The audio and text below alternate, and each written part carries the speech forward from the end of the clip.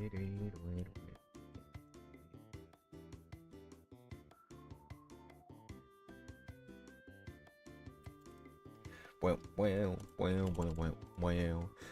hello. What's going on, everyone? Welcome in Socks.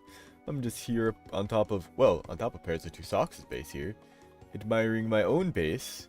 I was looking at the YouTube stuff yesterday, and I realized it's been over a year since the first episode of SciCraft. In fact, episode 6 is a year ago tomorrow.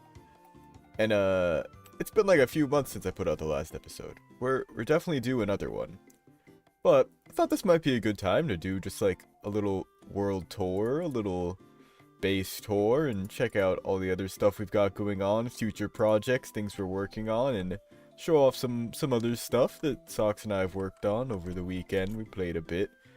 We actually did a little bonus stream on Saturday for any of those of you that caught it. Thank you, thank you. But hello all of you over on TikTok as well. I'm streaming on Twitch, YouTube, and TikTok. A little bit of mirrored streams across the board. Primarily on Twitch, that's what all these little dudes are over there, so be sure to check out the Twitch channel if you want to have a little doggy in chat there. And chat tends to be the most active in there as well. But feel free to stay on whatever platform you want. I appreciate your support across the board.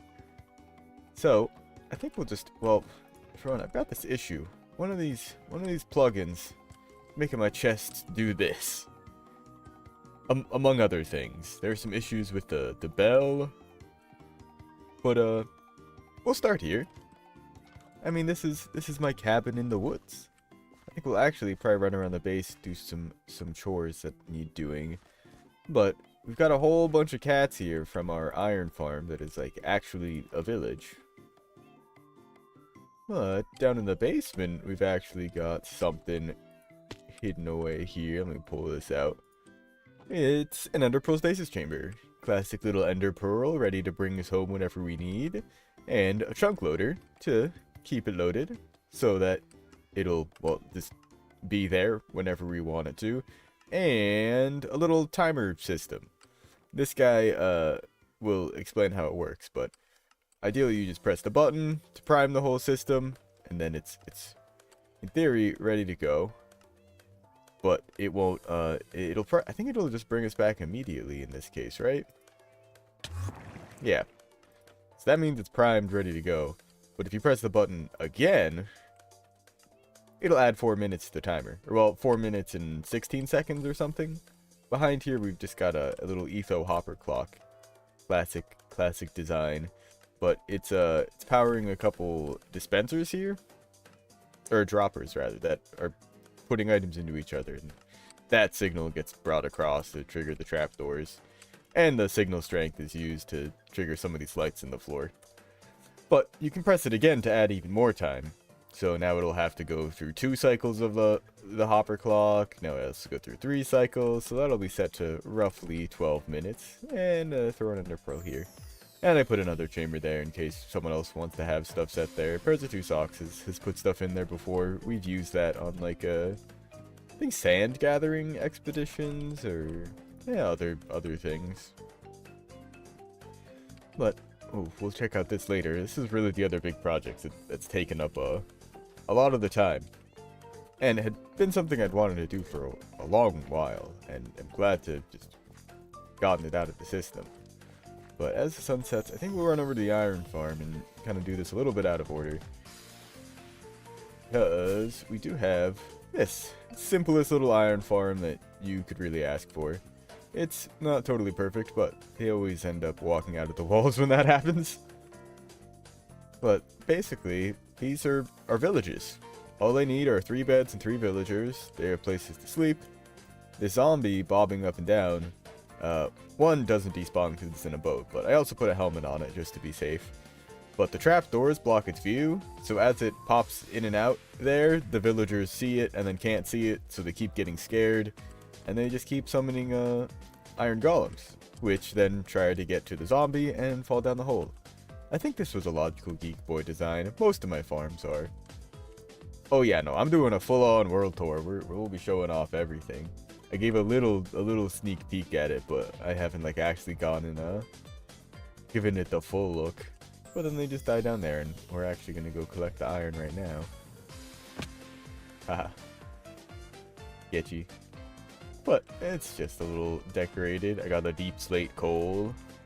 Not the easiest stuff to find, but so glad to have it for decoration. And I mean some other cats. A legend. And although it's dark, it's just bright enough. Oh, jeez. Oh, okay, wait, right. Still, that's pretty close to full. We're looking good, though. Let's get the iron out of here. Pull the poppies. And this is just some overflow, but the poppies, we actually have a place to put them. Oh, and while we're down here, let's show off this little area. I'm really happy with how this came out. Just the little crystal caverns, but what it leads down into is a farm for the amethyst. Because honestly, the most efficient way to do it is to just use a Fortune 3 pickaxe. Then use the flying machines, because you get so much. Like, farming out this whole thing, even just once, got me like multiple stacks of blocks. Like, I'm never gonna use all that, but this was very cool because it's pretty much the most efficient way to do it. The water lets you like swim around, so you can pretty easily access everything. I have a diamond pickaxe in there so that you don't like hopefully accidentally break one of the source crystal blocks, because those can't be regenerated. But overall, it's just chilling there, and it happens to be in range of the conduit from another project that we've got in the area. But we'll head out of here. And oh, get these poppies turning into bone meal. But oh, I also realized I haven't posted a weekly schedule. I have no idea what I'm gonna be doing this week, but I'll throw something together. Hup, hup, hup, hup. Hup.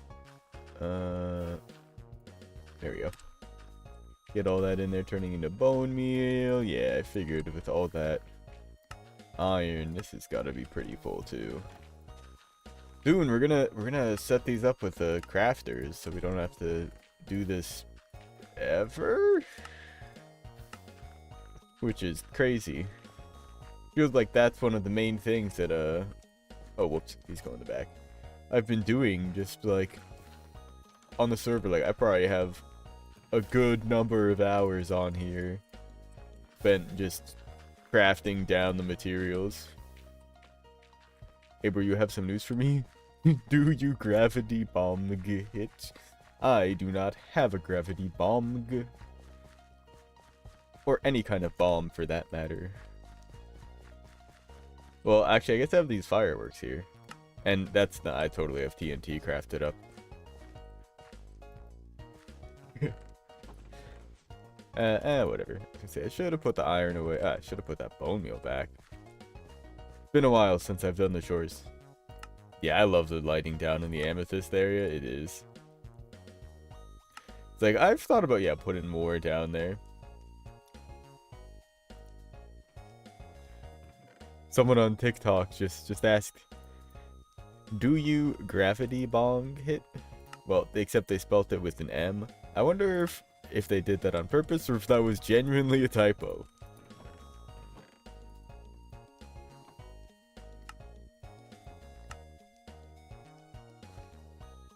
Let's see. Oh, get me out of here.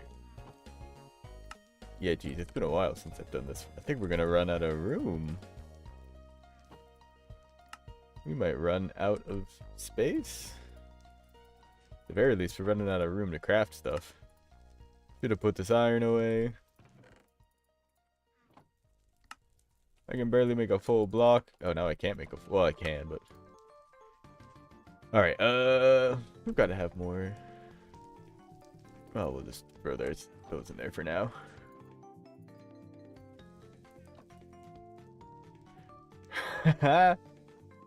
Wrong bips.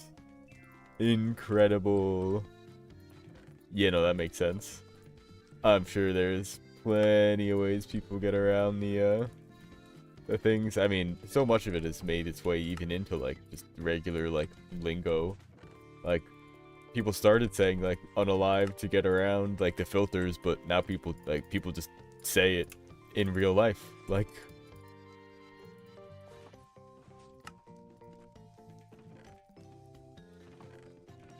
language be crazy. Oh yeah, no, I've heard like I know on Reddit it's like yeah, like the trees and stuff. Like there's so many. I mean, it makes sense that it plant analogies. It is a plant, so just call it a different plant. Where's my sword? Actually, I don't use it enough to warrant pulling it out. Where's? There we go. Like I know I filled this up with more. Let's see, iron goes in there. Good stuff. Oh. Oh, and I found out something great. The very middle one, it's 5. Basically at 5, like 5 blocks from the corner. It's right in the middle on top of the chest in the water. Didn't plan that. I mean, I think this was probably put in the center of this initially, but I didn't even remember. It works. It works great. Could put like a button on the ceiling above that one or something. I wonder if that would work. I wonder if that would work. Oh. Those should have places to go. Actually, the bone meal might not. But whatever. If it doesn't, it doesn't. Oh. Hello. Okay, we'll worry about all that unsorted stuff later. Well, let's just test if the button thing works. I don't think it will. I think they're too low. I think... Yeah, there's another block of air in between them. So... Yeah, no, I don't know.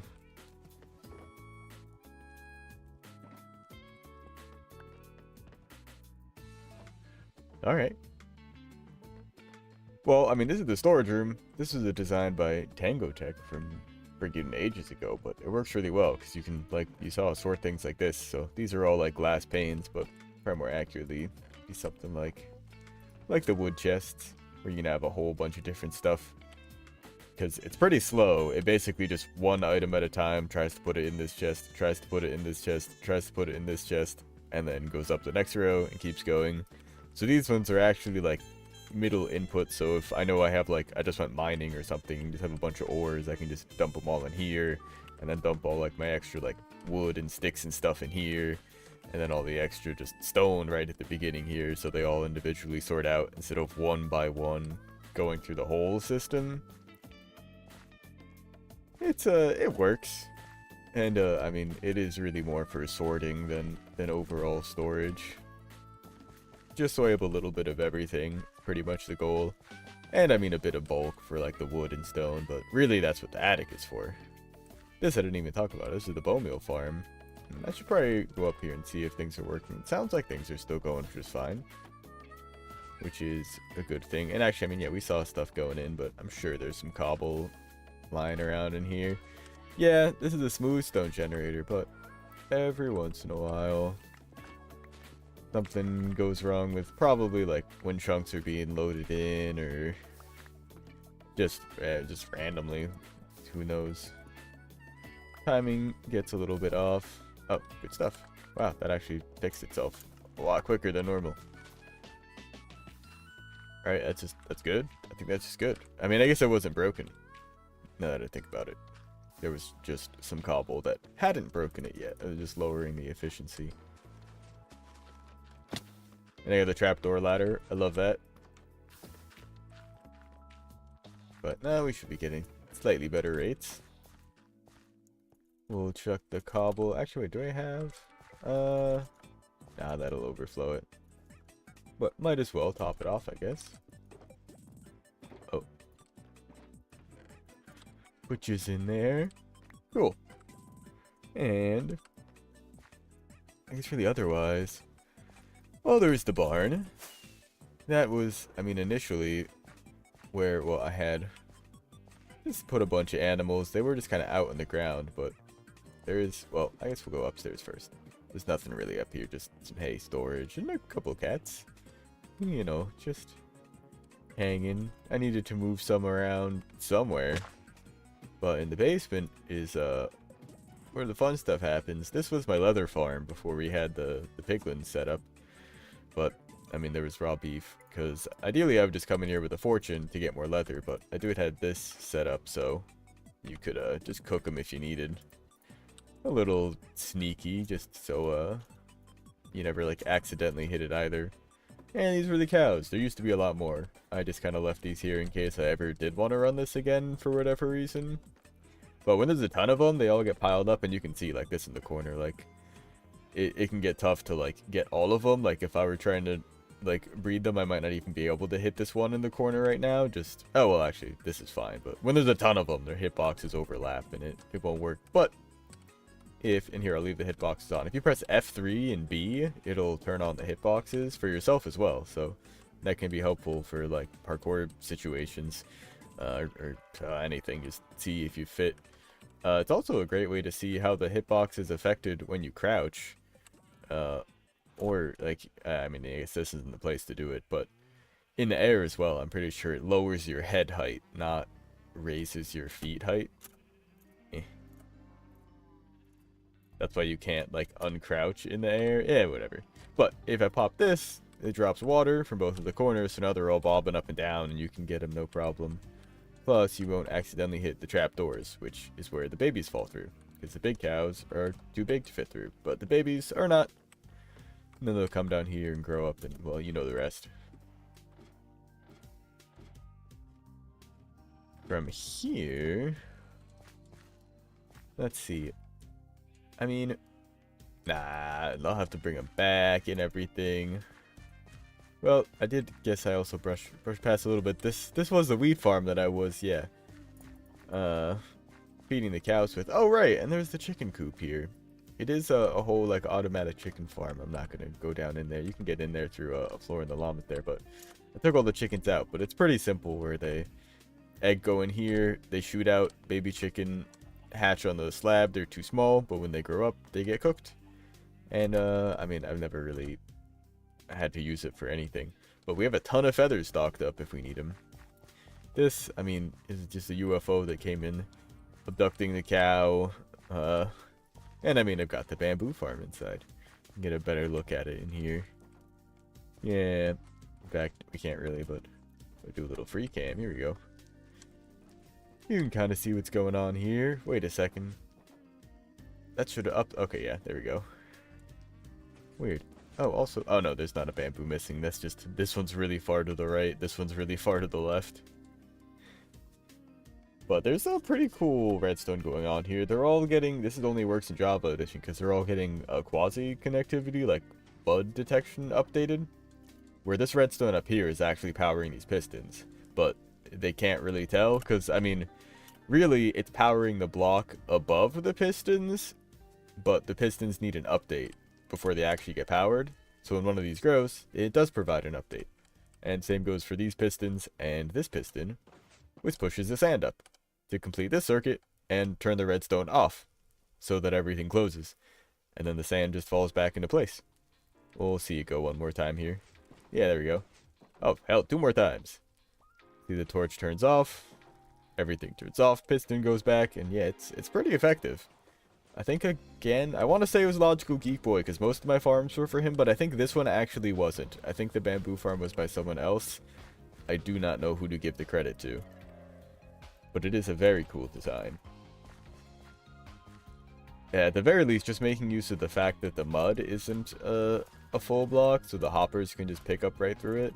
Not that you couldn't just use hopper minecarts to do the same thing through a full block, but saves a bit on lag, I think. Well, maybe not. I don't know how much a minecart moving around versus, like, yeah, 12 hoppers or whatever it is. And then, of course, I got, like, a pretty basic villager trading hall. I mean, I say basic because it has all the basics. So, I mean, it's a pretty nice villager trading hall, but it's got just the basics. all the books that you need for pretty much all the basic tools, like unbreaking and mending for everything, and then for armor and things like protection. Actually, I guess just protection. That's all you really need on the armor, right? And then they each have their own individual stuff, like feather falling and depth strider. But the trick with this that I find is get the villagers for these, for like the ones that you need for a bunch of them. Like you want looting on a bunch of your tools, you're gonna want fortune on, or I guess looting just on the sword. Well, no, on the axe too. No, you can't put it on the axe, but fortune either way on multiple things. Efficiency will go on all the tools, sharpness will go on some tools. I think looting I just got and was like, yeah, actually we'll keep this. But for the most part, I'll like take a pickaxe, or I guess rather like armor, something like the boots, and then enchant it in the enchanting table to get, say, like feather falling, and then put the books on it for the basic stuff, so that I'm not wasting a villager on like a book that I can only use for one specific tool, like I guess I did for looting. Can you put looting on anything but the sword? Can you put looting on the mace? I don't think so. I'm pretty sure I looked into it and I have all of the enchantments I can on there, except for I mean the wind burst I can get more upgraded. No more chickens. No more chickens. All right, and then we'll go over to the beach and we can actually take a look at the dogs, because after we do a little bit of a world tour here, I'm gonna keep hunting for all the different dogs. But we've got a little turtle area here. Socks and I recently just opened this up. Why is that one missing? Actually, I don't know. I kind of like that. I feel like, I don't know, I wish it was connected a bit different.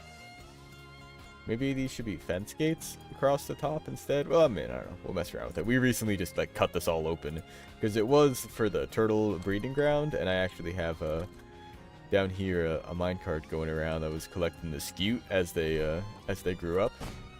Oh, that's awesome. Normally that's such a god, these I love these. I'm huge fan of wind bursts. Big fan. Love the things that they do. Cause I mean getting out of that, I mean normally just ender pearl hit this and then drop down, but then you like take some damage. It's a little bit awkward.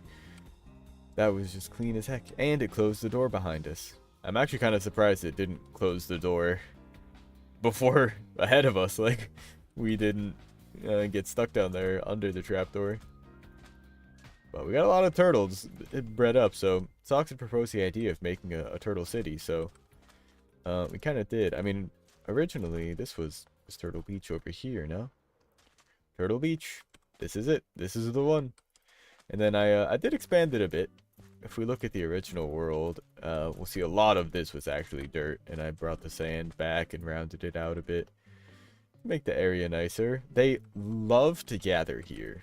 No idea why, still don't understand why, including underwater. They just love it. They just adore being here. And this is what I use my other piglin head for. He's got a guy here fishing, he's got a little cooler. I still want to kind of fix this. So it's a little off, but I want to get a better armor stand mod that I don't have to use the book for. It's kind of awkward. I need to find out whatever the one that they use on Hermitcraft is. But this is what Socks and I have put together, and that's the conduit that was powering us down at the Amethyst farm. It actually manages to reach down, oh, all the way over there. Oh wait, maybe it's not that conduit then. Maybe it's the other one, because we do have another one. Oh, all the way over there. I don't know. They do have a pretty big range. Either way. Turtle City. I mean, there's a bunch of turtles. We made some turtle houses. But most importantly, we've got the speed rings. And there's actually... Oh, we saw its tail clipping through there just a second ago. It looks like he turned around. Yeah, there we go. There's... Oh, that's his head, I think. Oh, no, that's the tail. A dolphin clipped into here. What's your name? Bubbles. I did give them all names, so they don't despawn. But they live there. Because they can't be underwater for too long, because they need air, or they'll drown. And they can't be in the air too long, because if they don't touch water, then they'll suffocate on the air. They need to exist in a bubble column, in water and air. But then they live, and we can do stuff like this, and set up more rings around the city, so we can just zip around and, I mean, have a great time. been a little while, but we've got some cool buildings here. We're really happy with how that turtle building came out. We did set up some other turtle breeding grounds over here. So the way that the turtles work, and maybe that is why, maybe there was a spot on the beach that multiple generations of turtles like were born from there, is they'd like to return to where they were born, at the very least, to lay the eggs. Oh, and actually, while we have two here, I should read you two up, because it's not often we see you guys just hanging out on here, because they'll swim up through here and then pop up and come out. So we've gotten a few turtles around, but mainly we're trying to just populate this side of the turtle city more. Let's get you two. Good. Oh, great. Love to see it. Wow, this was the most straightforward. Normally, oh no, no. Do not make this more complicated. Do your thing there. I mean, overall, pretty straightforward. Wow, that was actually incredibly simple. Normally, even just getting them to breed is like a hassle, but then having them find a spot in the sand and actually laying the eggs. I mean, you saw they go off the spot. Like, they were trying to pathfind to turn around to go back on it. They could have just stood still, clearly. But I pushed them back on. That was fast as heck. All right, cool. 5 more turtles. Because this area is a little more abandoned, although also a little bit by design. There are these natural ruins here, which is really cool. I've never seen anything like this. I'm pretty sure I put this chest here. Maybe this chest was here naturally. Either way, these ruins were here. I've really never seen anything like this. We did put like that there. And I think I've sculpted a little bit. There was somewhere I made some kind of secret somewhere, didn't I? Maybe just a hard to find spot. Maybe it was something like that. I think I thought I was going to hide something somewhere, but then I just never did, or was going to make a secret entrance to something. But more of these buildings were kind of ruined. Oh, and of course the big jellyfish. This was fun. We went into the creative world and designed these, and then just brought them over, messed around with the color palettes. Figuring out the tentacles and spacing them was interesting, because it needs to look like dense enough, like made it look like tentacles, but if you put any of them right next to each other, they connect up like the glass panes. So then you lose the effect entirely. I think best call was putting the white glass on the tips of the tentacles. Oh, and then down here, Sox wants to put a some kind of like submarine, like speakeasy type thing for the turtles, and I think that'd be a lot of fun. Oh, and of course in the castle we've got the kelp garden. This was a fun little build. I should like put a little Easter egg in here. Oh, hello. Oh, right, it's just open. Having fun in here. Well, from here you can look over Turtle City. It's right next to Turtle Town Hall. Oh, and of course, the starfish kind of town square, town star. Sort of just the gathering area. But you can see all of the points lead out to somewhere, either into like the meeting building. Oh, and speaking of, there's a little bit of decoration around inside here. Mostly just more coral, but we put some items and item frames and pickles, and I like the chains. That's actually pretty nice. Oh, hello. But it's kind of a long-term project. I don't think we're like completely done with it. Like, I think it'd be fun to do a bit more detailing, like per building. Like, I don't know, maybe make some like design with what I've been thinking of would look good is the glazed terracotta designs. Those I found look really, they give like very Atlantis vibes across the board. So I think that would make good flooring in here. And a bit more lore, like they've got turtle artisans. But I guess let's bring it out a bit further. We've got another conduit here that doesn't give us any extra speed, but it does bring us where we need to be. Yeah, it's fine.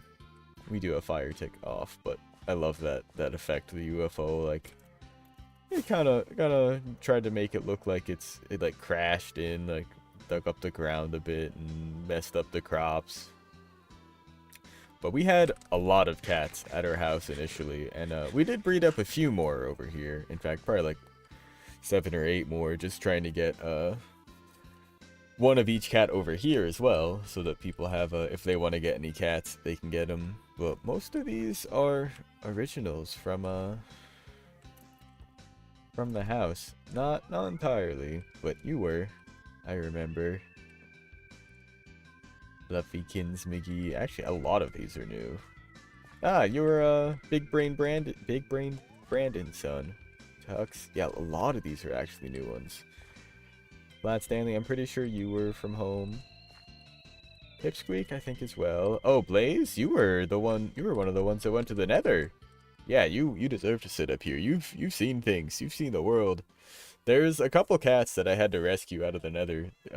My original setup here on the base, there was just sort of a loose Nether portal, kind of around where the barn is. Actually, I think more where the sniffers were, but well, there were cats everywhere. Sometimes a couple of them wandered in there. Oh, yeah, and you were the other one. Curiosity, you were the first one too. Oh my god, you like actually got into some danger, I'm pretty sure. I think Blaze was just sort of they were on the other side of the portal and I brought him back. But you actually like kind of went missing. I had to look for you. You were featured in an episode. And of course, we have a secret cat hiding here as always. And Felony just hanging out. Let's see. Well, I think we'll take the road and then head over to Sox's base. And just make a quick loop, because then it'll be... There's a few big builds to show off, but nothing super detailed, except for a couple of things that I'm going to probably spend a good moment talking about. Looks like we've got some trouble on our tail. Excuse me, not cat. Not a cat. Thank you. Fresh day. Yeah, I'm glad I hid the bed in there. I have a few beds tucked around the place. There's one in the original cabin, one up in the attic there. Guys, I'm trying to stream here. Can you keep it down? Ah, what a whiff. I think that... Oh, no, that's not hit. Do not hit a cat. Okay. Huh. That's maybe not the smartest. Oh, I still have the freaking seagrass. Alright, well, we can actually zoom back there. Check this out. Oh, that was really well done. Huh. Trident is such a good way to send yourself like that. I love those guys getting stuck up on here. Okay, what the heck are you gonna do if I were to breed you two? Where are you gonna try to lay eggs? Hey, Brett, I got the XP.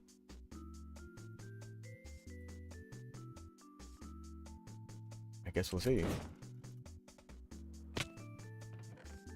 I don't know how they're gonna get back up here if they can. Looks like you're the one that's on a mission. No way.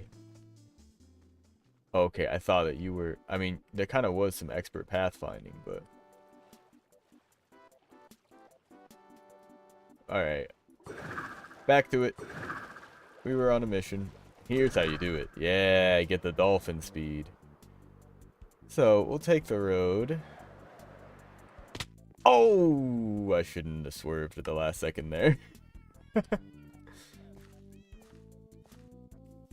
So close, so close. Ooh, my stuff went flying. That was a hard impact. Alright, let's make sure we don't lose anything. Let's hit F3 and B so we can get all the hitboxes on all that stuff. I'm seeing squids. I'm seeing squids. I think that's it. That might be everything. We'll be able to tell in just a second. Looks like I've got everything. Couldn't tell you anything that's missing. Looks good to me. Alright, everything fits in the little box, plus these two now. But we'll see. We're figuring out our system, because I mean, this is normally what I've got in here. But these two are they're staples now. I'm not wind charges. I don't know if they're ever gonna leave my hotbar. They're so good, but I feel like they would fit amongst the movement kind of column here. But they also pair really well with other things. I did figure something out. If you pearl and then charge right away, it pretty much always hits it. If you throw it a bit later, the yeah, like change of angle, like the slight, because you don't throw it straight forward. Like you see, I'm looking straight at the center of that block there. I throw it, it doesn't even hit the block. I don't think. I think it probably went past it, but it's got a little bit of a random angle to it, so it doesn't often hit the ender pearl. Whereas the ender pearl has, oh, I mean, it definitely also has a random angle too. So combined, doesn't really help. Did I punch it? I don't know if I think I did. Can you do that? I don't think I've ever hit an ender pearl. Either way, we're back on the path, and we don't really need any llamas, but these guys are here if you need any. Bring your stuff around. I'm gonna go with the easy way here. You put fences and walls next to each other to make a nice easy way to get in and out of animal pens like this that mobs don't even know they can get past. Even ones that can. I've seen something like this for allays, which can fit through here and will push each other through, like in can, but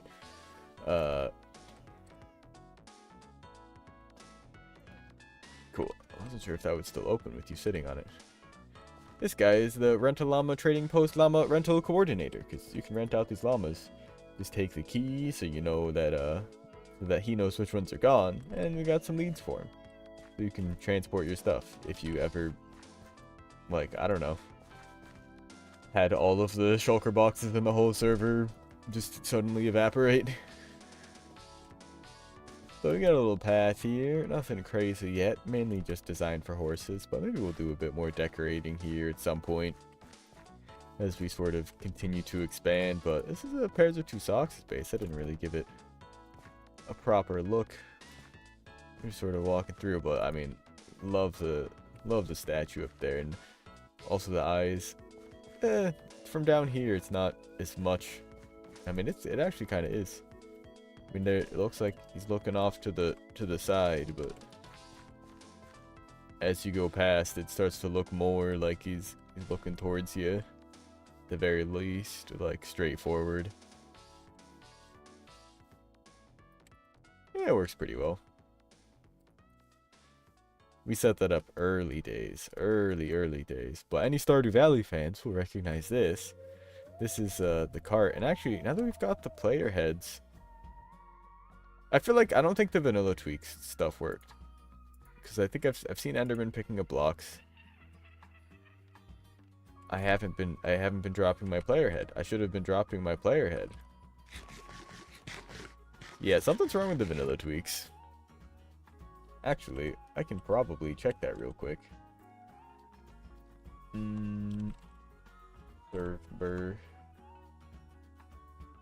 Server.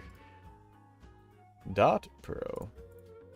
That's what we're running off of right now, and although I'm not the actual person that runs it, yeah, I've got all of the... Oh, should they be unzipped? No.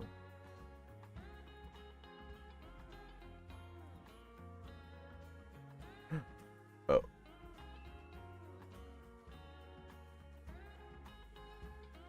Oh.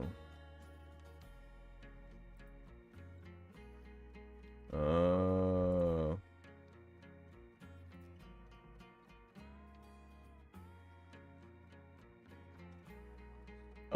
Okay, I think I see what's wrong. This should be a pretty quick fix.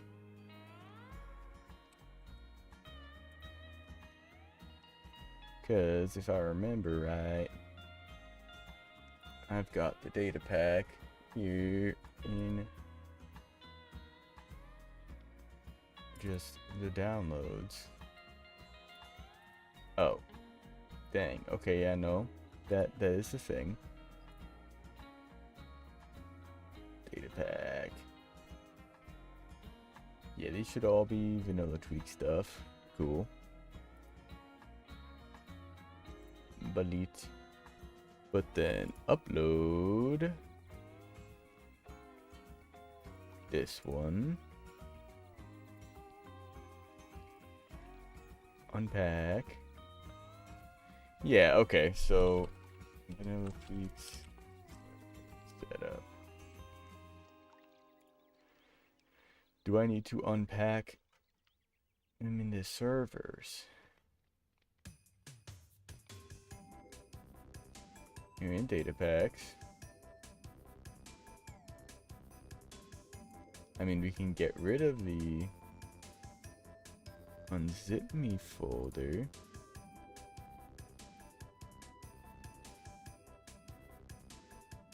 Alright. But we should have, let's see, more mob heads, right? Player head drops, more mob heads. Yeah, that's there on the list. Let's see if this works. We'll be right back. I'm gonna restart the server.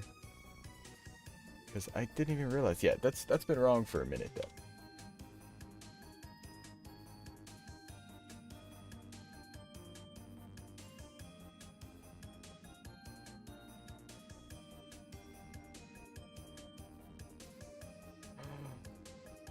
Oh, I think they've been there. They've probably been there the whole freaking time. I didn't realize, I forgot, with data packs, you need to, like, activate them sometimes. We probably just need to do the /reload command to just reload the data packs. Alright, well, we'll do a quick break. Oh, wait, no, actually, the pre-roll is still off.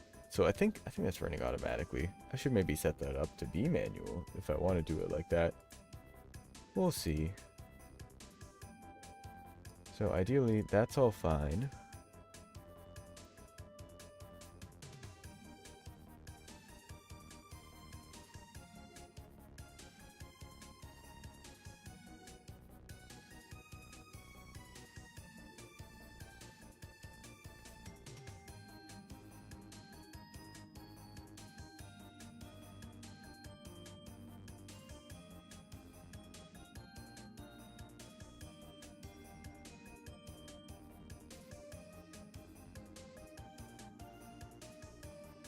Alright. It should be back up.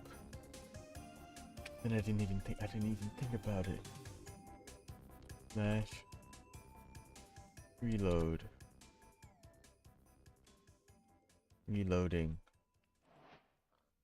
Alright, I think the data packs were there, but they just hadn't been enabled. Because I just, yeah, realized something there. Was I died, and I mean, I had noticed like Enderman holding things, and I was like, that's not right, they shouldn't be doing that. But I also just realized, like, I just died and I didn't drop the player head like I'm supposed to now, because I was just thinking about how we were going to I was gonna put the what's her face in here, the wandering trader. Actually, might be. Oh. Do I have water breathing or something? Oh my god, I have the conduit effect.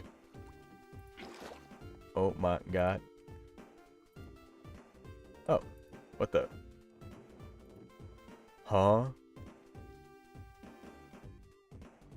Did I mean, I definitely didn't put the wind charge in there. Why? He's got some wares. Well, I just want to die. Alright, I am gonna... I was just gonna put my stuff in one of these chests, and this just totally bamboozled me. I was not prepared. And actually, I can do something like this to make it a bit easier, so then I can... Yeah. Oh, I also do need to be able to get myself out of here, so... That should do. Well, we'll leave that open. So... Oh, might need to put these on. If I'm right.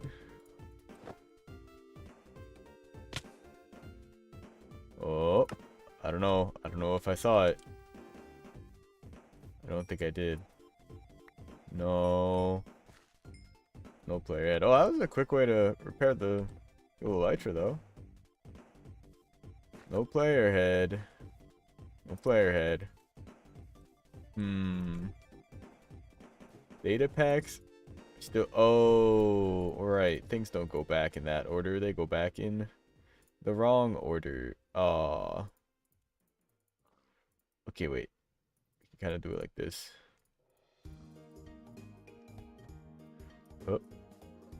Oh.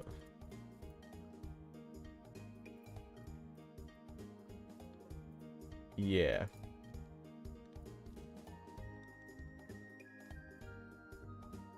What? Alright, whatever. Good enough. We've done it.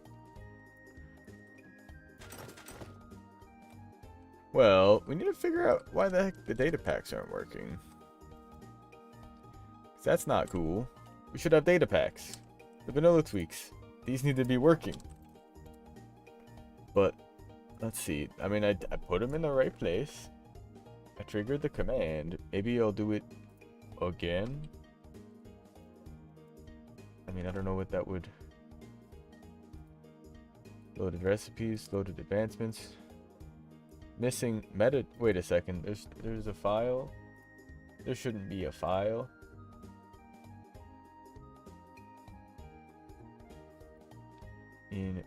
Yeah, wait, what?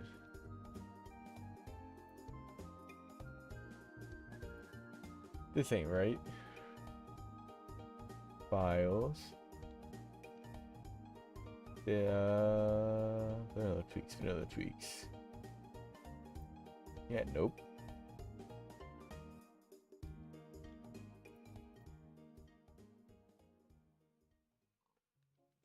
Why?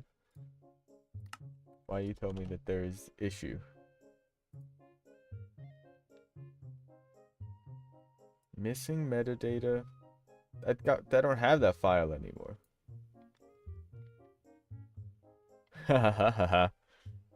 Just watch someone try to connect to the server and not whitelisten. What the heck? What? What? Where I got rid of that file.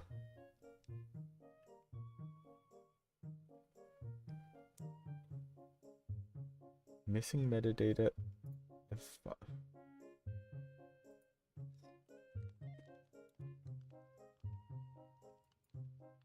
What?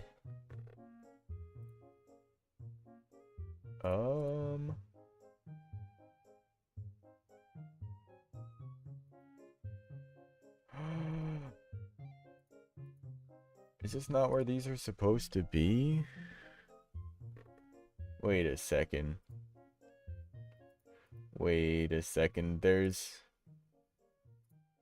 Oh...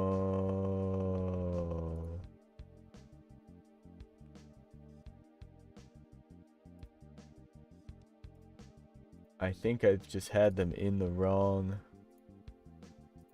spot. Okay, open this up. Upload it. Unpack. Alright, this should do it. This should actually do it. I'm hoping.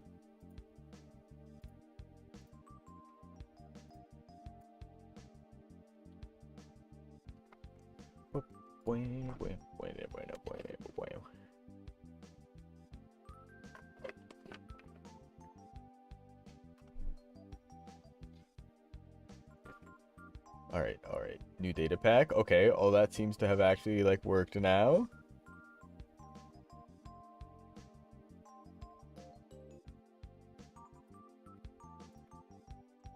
Alright, I think we've got it now. You're up. Q, welcome in. Welcome in. How's it going? We, having some issues with the data packs, but, oh, yes! Everything's working now. Looks like it. Crafting a written book titled Statues. Okay. Yeah, so I think we actually want a different armor statues mod. But this does mean that we can actually do something we've yet to do.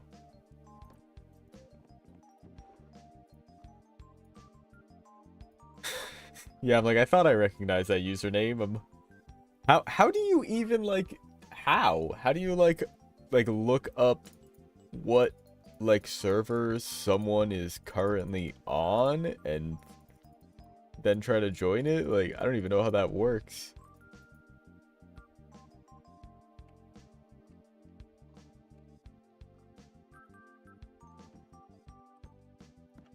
But like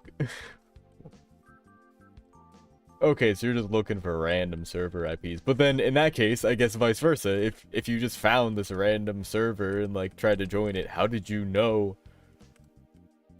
Oh. Oh, okay, yeah, checks out.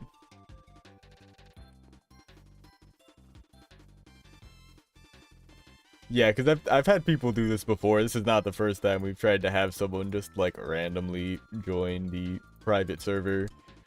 But God, before on the old server we had someone that came in and actually like grief spawned a little bit.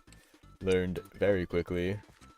I mean, they griefed it. They kind of just like put a bunch of dirt down in places like randomly, and they like dug up part of a hill like to get the dirt. But yeah, figures make sense. That kind of stuff can be found, and that it specifically looks for streamers. Oh, I still have my shield, but whatever. See if this works. Whoa, my shield got launched there. Yeah, yeah, on the old server. All right, there's my elytra, my shield. Where's my player head? The player head didn't drop. Apparently the armor stands have worked. And you know what? Maybe I do need to just give it a quick reload. Whoa. Got a lag. Loot table, issue, element.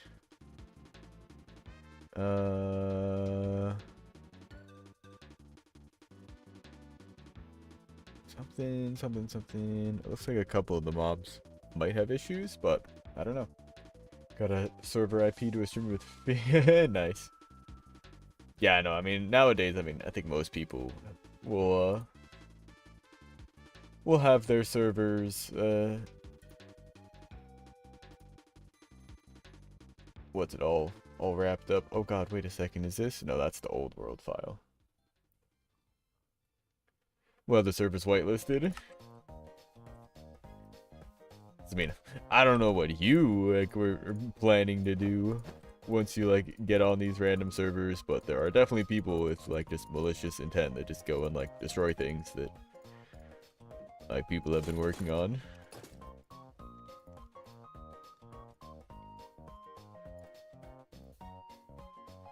Worse things have your server being cracked. Because if the server is cracked, you can log into the account. What? How do you log? So you can log in as someone's account, or you just mean like you can spoof their name and skin? Like, because that's, yeah, I mean, like that's pretty doable. We've seen someone try to join the server like as Herobrine, but it still shows like the original like player ID in the logs, and it still like gives the UUID, so you can track it down to the actual like player.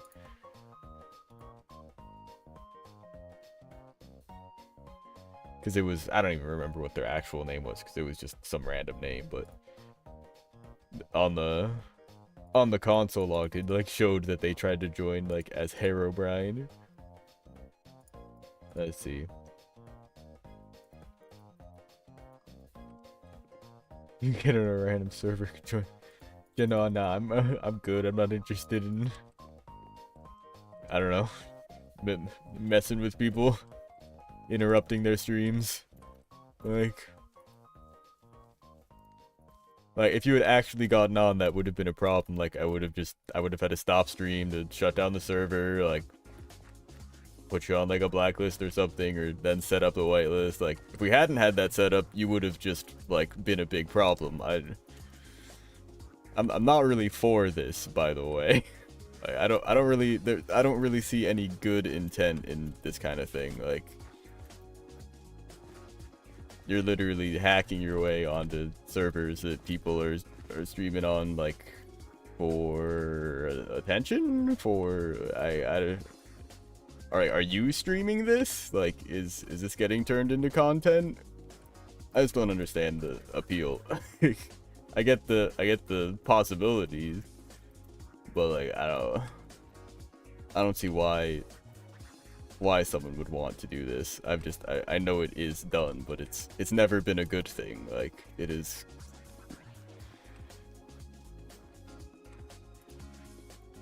Videos on it soon. Hell yeah.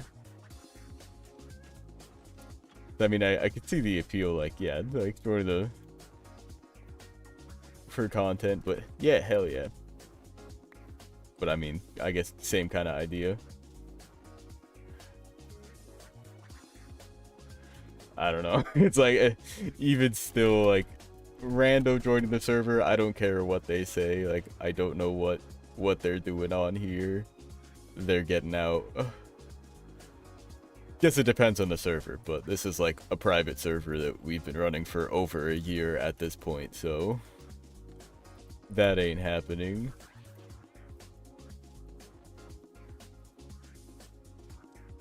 Let's go. Yeah, the first episode for the series for this, like, world was a bit over a year ago. Episode 6 was a year ago tomorrow. These guys are a little bit messed up. Let's see if we can really send ourselves. Huh. What happens if I glide into them? Huh. Minecarts are a little broken. Just a little. I think I found this was a decent fix. Just waterlogging it for a second. Okay, yeah, sometimes it splits them up. Sometimes it just gets them moving. There's another player on the server, pairs of 2 socks, sets me up with a lot of these little wizard quests, like a rainbow llama train or bee house. What else we got on here? Well, I mean, there's pairs of 2 socks at base. He's a little crazy chicken guy, but he's sort of the wizard of the servers. The idea is his wizard power. He's got money road set up here with the race car bed. I've set up some horns for him.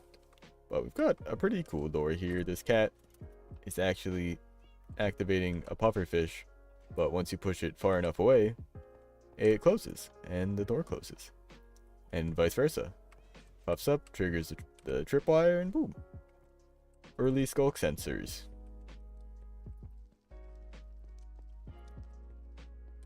But we've done a lot of work on here.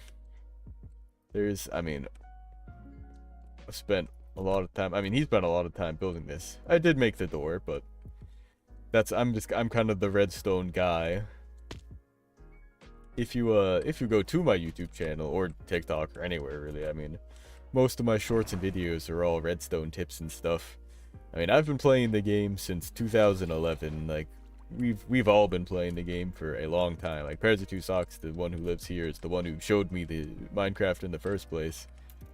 But there's some fun stuff here. Some striders, and he wanted a green sheep, so I got him a green sheep. We have one of the jack-o'-lantern zombies from in fact there's another one outside somewhere from Halloween. You can put pumpkins onto the heads. The carved pumpkins, you can use a dispenser to put onto mobs like that, but the jack-o'-lanterns you can't. Those only spawn on Halloween. Unfortunately, I didn't get a skeleton too. But this is a lava farm, actually. Dripstone will fill up cauldrons, so I'm actually, while we're here, gonna top off my little bucket box. So I'm pretty sure I went through a lot of lava for something.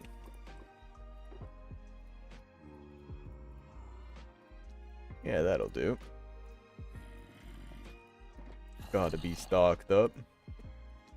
But I mean, yeah, I've done a lot of redstone stuff. I mean, we're kind of in the middle of a sort of world tour, but I mean, if there's a little bit of a world tour, there's a whole world inside my shulker box here. All like the resources from the farm, I just keep stuff stocked up in here. And I mean, all the loot, of course. We got a deep slate emerald. Very pleased with that. And I mean, some smooth stone diamond as well. Not as rare.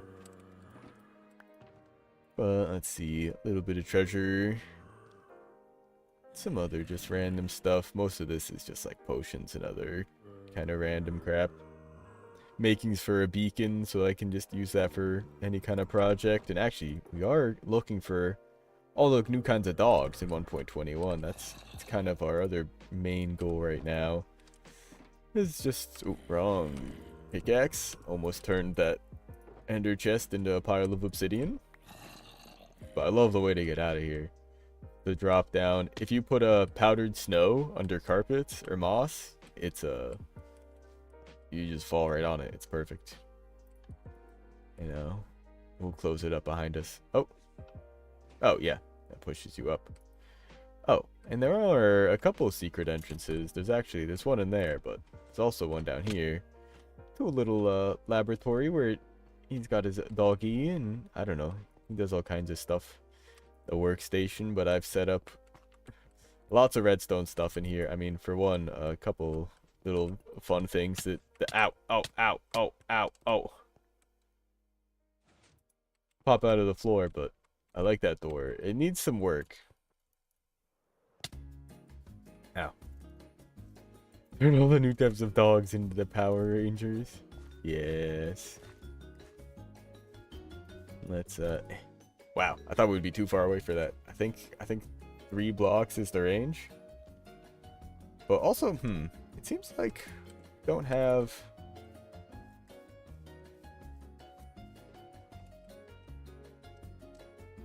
yeah, all of the vanilla tweaks still working. Like, yeah, the player heads wasn't doing right. All I do is coding. You know, I mean, that's a good hobby too. That's what I mean, did, and I mean, that's what I do for a job now. That's Minecraft's what got me into it, doing redstone and all that kind of stuff, learning about logic gates and the basics. You know what, there's one thing I didn't show off that I still really consider my base. There's, I mean, this main island area. What languages do I know? Well, I mean, I do know, I guess, kind of a few, but it's really more about kind of experience in the field. But what I've mainly worked in is Python and C++, but I'm pretty familiar with Java and like regular C. I've done some work in C#. Like, I got my degree in computer science, and I mean, for that we did stuff for all sorts of classes. God, I know what's it called, Racket. Did some work in Racket. If you call Scratch a coding language, that's kind of something. I've got a little bit of experience with the whole HTML, CSS, JavaScript pipeline, but nothing really more than just like making basic web pages. I can't like make a website. Python, Batch. Oh yeah, and I'm pretty familiar with like just the Bash terminal, like just working in Linux and writing like Bash scripts. Node.js, C#. Oh, okay, yeah, so it seems like a little bit leaning more like, yeah, web app development side. Because yeah, my focus was mostly like software engineering type stuff, as well as a little bit of like AI and machine learning. So a lot of it was in Python, especially in my junior, senior year. Which, I mean, is pretty much what I do now, is, yeah, AI, machine learning related stuff. Most of it, yeah, is like in Python. Or Python related, I guess.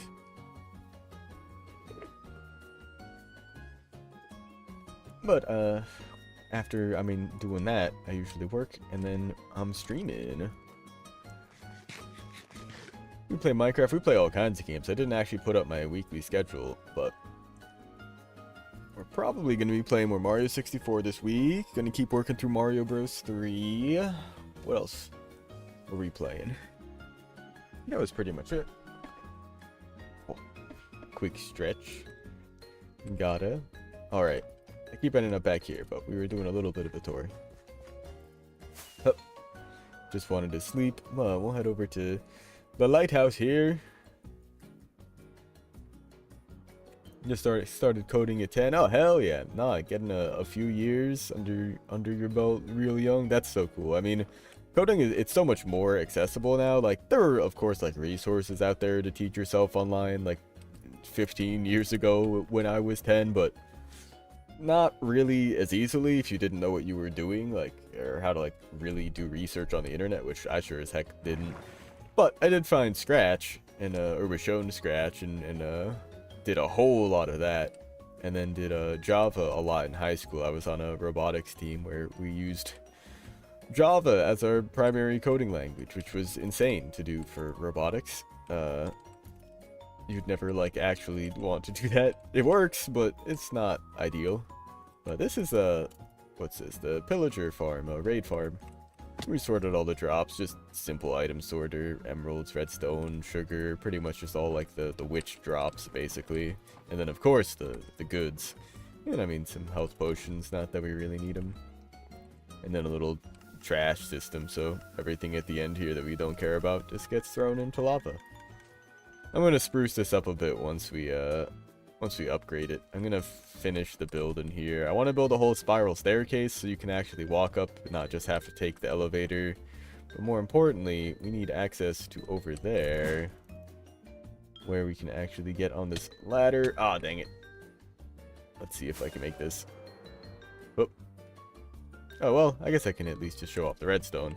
There's a really poorly made clock here that has some very specific timings going on, but the big thing is this loop of repeaters going around the edges, sending the signals up these observers that we'll see trigger in just a second. Let's see. Dang it! There's a block there I'm just, like, not seeing. Oh, yeah! Why is that stair like that? Dang it! I'm gonna make it. Wait, where is it? Oh, it's above me. Alright, gentle. Gentle. Gentle. We've done it. Frick! we had it! I just want to show off the cool lights. There we go. We go up here. Yeah, it was a lot of observers, but we have a piglin bartering thing, so it was just kind of waiting around for the quartz. But once I turn this on, signal starts going around, and we get some fun lights up on the lighthouse. Oh, very satisfying. Very, very pleased with this build. Because, I mean, it really... All I needed was this. This is the core mechanic. You just have a bunch of repeaters sending the signal around. The observers see it, they send it up, and then, well, there's another wall of observers that see those observers and send it out. But it looks... I'm real happy with how it looks. The tough part was getting the actual timing. This is like a couple clocks. It's basically, this is a clock, but then this only lets it run 4 times, so that the signal... well, only sends 4 stripes, because otherwise it just goes crazy. The only issue is if we leave the area and unload the redstone, it'll freeze, but the repeaters that are on will stay on, unloaded, but some of the chunks that had stayed loaded there will have repeaters that were on that now turn off. And as we load back in, some of them are going to turn on, and then other ones are going to turn off, and we're going to, like, lose entire stripes, and other ones are going to get clumped up. So I think I'm just going to put it on a daylight cycle or something, like have it only turn on at night. So that really just when you're in the area, like, it'll probably still break if you're in and out of the area a lot within a single night, but if you're just flying past it at nighttime, it'll load up and start going. What game is this from? Oh, Parappa the Rapper. Well, actually, let's head this way. If we're gonna go to the backs of the bases, let's go through Frosty's and over towards the back. But I'm gonna get a drink real quick. In fact, oh, actually, yeah. We'll just cross over this little bridge. Speaking of bridges, we're gonna look at more later. And oh, you know what? I did want to inspect this area. There was a spot that I thought looked a little dim, but no, this is all actually lit up. It must get really dark in points here. Yeah, it goes down to 4, 3. I saw some points on the coastline here that I thought were, yeah, too dark, but just bright enough. Love the new light levels rules. the change that they made to that for... Why is this big? Okay, nothing suspicious there. They made it so that mobs only spawn above light level 1 instead of, I think it was 7 before? Huh. Neat. Oh, it connects back up to the river. That's fun. Hup. Yep, hup. Cool. Looking good. And I mean, this was just a little area that they made just to hang out. Just chilling. I thought about making some kind of secret tunnel in here, changing some of these out for the... What are they called? Is it chiseled bookshelves? Yeah. That you can use for like secret redstone stuff. Alright, Parappa. Is enough. What is the next one? Why is that one so popular? Ah. Alright. Over to... We'll show off the tavern next. I forgot what it's called. Arrow... Cloak and Arrow... Bow and Arrow Tavern. But they got the stables here. We're horses, but Frosted Cloud Space. It's so good. The whole cherry blossom theme. Welcome back. Welcome back. Oh, wait. Oh, I see. That's path. Oh, it's the Broken Arrow. That's what it's called. Good name for tavern. Oh, the bells looks right. I was having issues with that before. Where they weren't visible properly. But this place is cool. It's a whole automatic potion brewing thing that they've got set up. You basically just throw whatever like main ingredient you want, like none of these. Actually, yeah, glistening melons make some kind of potion, but it automatically throws in the nether wart. Oh, I forgot I stocked that up. Hell yeah. They used to be nearly empty.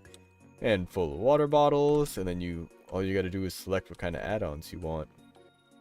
Oh, I should have put signs on here for what they each do. But this was a great little build that I don't think Frosted Clouds has been on in a minute, but she's always like making great builds. And here we got the suite with its own personal exit here. Which is nice. We'll head up to the tree as well. So it's worth a walk. I can't believe this path isn't actually like connected up to anything. But they made this whole huge tree by like growing a bunch of cherry trees like on top of each other and then just sort of shaping and sculpting from there. I think it came out so good. I mean, I use it as like a background image all the time on streams if I've got just the total like background. It looks so cool. Oh my god, and they got the swing. Oh. Now you can just kill on here at the end of the day. Oh right, and they built that temple out back there. That was cool. That was like part of like another quest they gave me. Oh. Speaking of the wizard quests, they ask for some things.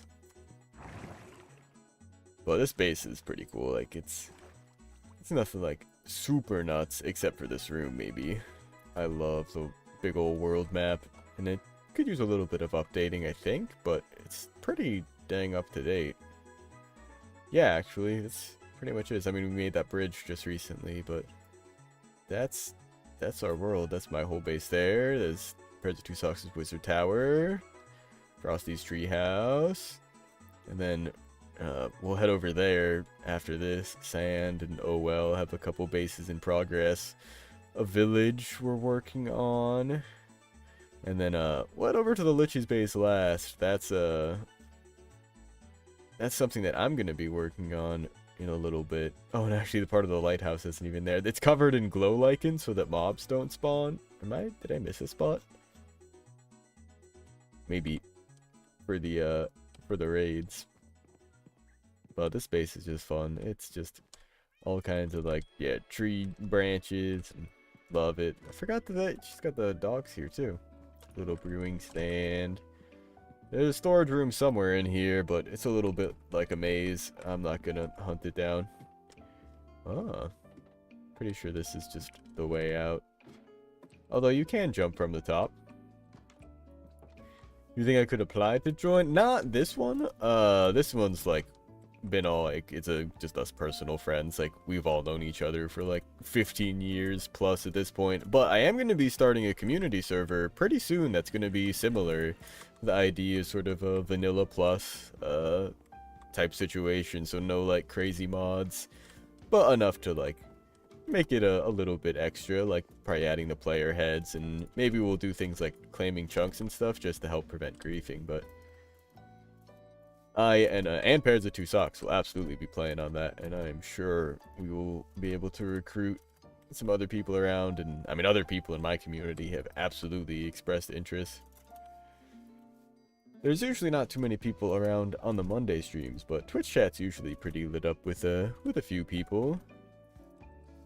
Let's see. Oh, right, and I forgot there's a couple other things around here.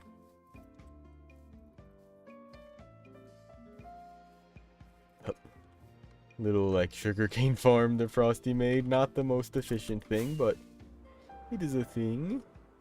Oh, and here's another one of the wizard quests. The rainbow pool party. Rainbow sheep pool party? Something along those lines. But Socks and I, just this weekend. Hey! Welcome in, Bread Dog. Thanks for the follow. Much appreciated.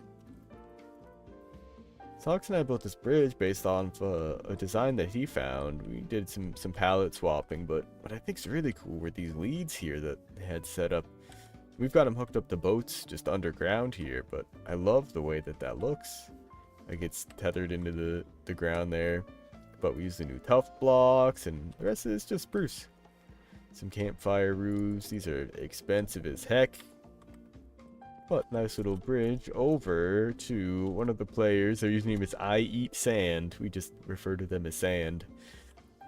Dug out this entire 100 by 100 area down to bedrock by hand, and has been building this like giant cyberpunk city in it. It's been a few months since they've last worked on it here. But last they played, they added these elevators so that you can just walk around the whole city top to bottom. No elytra needed. And they've got jump boost, so I'm imagining in some parts they're probably gonna have some areas where you can do some interesting parkour. I know they want to do pretty much like a parkour puzzle map in one of these buildings. I think the big like a blocky building, where is it? Ah, yeah, this one. The one that's like going back and forth. That I would love to help out with too. Floor 2. The DJ setup that Pairs of Two Socks prepared. Let's see. Oh, I think this is the way down. Yep. And here we are. Bedrock. All the way down here. Oh, man. It's so cool, though. So many of the big buildings here, yeah, are, like, pretty filled in that you really get this great effect. Especially in areas like this where all you're seeing is up through a little window, like... Cutting off sight lines really makes a place feel bigger. Yeah, like that's huge. That's awesome. So excited to see more of this. Woo! Hey, Bread Dog, thanks for the hydrate. Let's get that water going. And then Oh Well joined at a similar time. Didn't play as much. They both ended up playing a lot of, what's it, the Better Minecraft pack, I think is what it's called. They were playing that a lot, but Oh Well is a great builder. Like, they weren't even there, like, the roof isn't even finished, and, like, this is, like, just the starting design for the, like, kitchen area. Hey! I don't even say your username. You're XQ, thanks for the follow. What the? Oh, it's a map. Huh! I've never actually seen anyone like put these up as decoration. That looks pretty cool. I'm wondering, here, we have oh, I guess we'll see if this works. The thing to turn item frames invisible. Yeah, that does look pretty cool. I'm not gonna actually leave it like that. I was just curious. how it looks without the item frame there, but like they don't even have the roof done. They just went and started playing modded Minecraft, which is understandable. Oh, and oh right, I forgot there's actually more behind Frosted Cloud's base.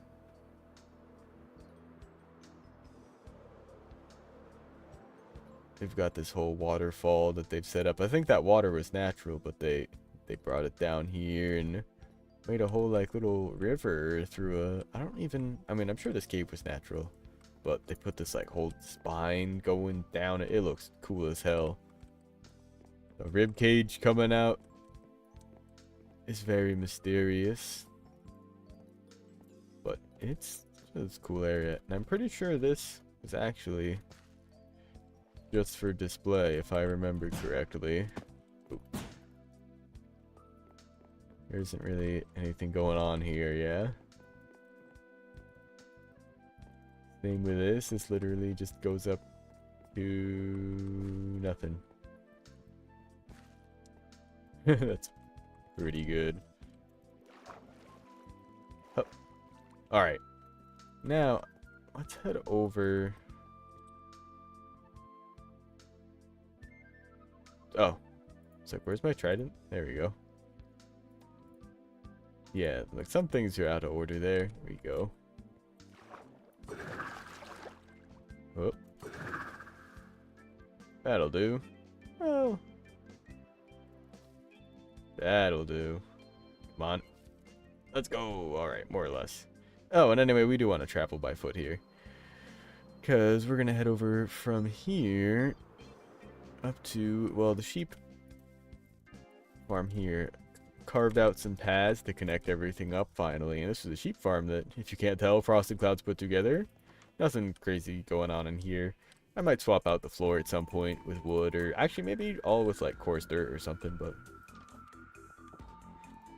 it's their build. I'm just gonna kind of leave it up there. I love all the farm plots just around the place, and the windmill looks fantastic. I didn't even like give that a good proper look. It looks really good.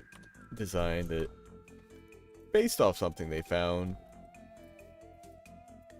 but is very nice. And then I set up for them the item sorter down here so that the minecart that went and collected everything into this chest actually gets sorted out in all the individual colors, which is convenient. I haven't actually really spent any time AFK here, but it would need a while because all those sheep are, it's just one of each color.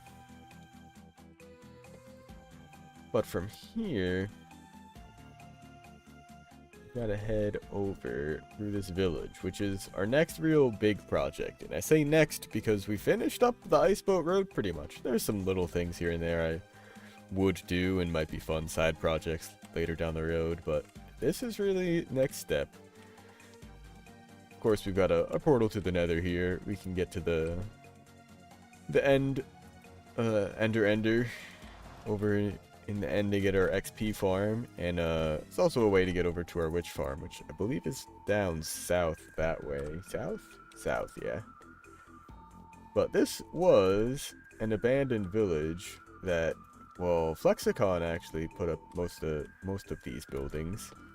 But as you can see, we had some, yeah, old abandoned village buildings here, broken down, cobwebbed out. But we're gonna try to restore it and make it a proper village and functionally a big trading hall. Make it safe for the villagers to at least wander around in their buildings. I mean, the area is totally lit up. It's like lit up all the way from the other side of Sox's Island to Flexicon's, pretty much. Not totally true. The mountain over there is in this area might not totally be, but at least the whole like area, that whole island is. And so is my like little peninsula, more or less, up to the woods. But these are next steps, because we've got a few villagers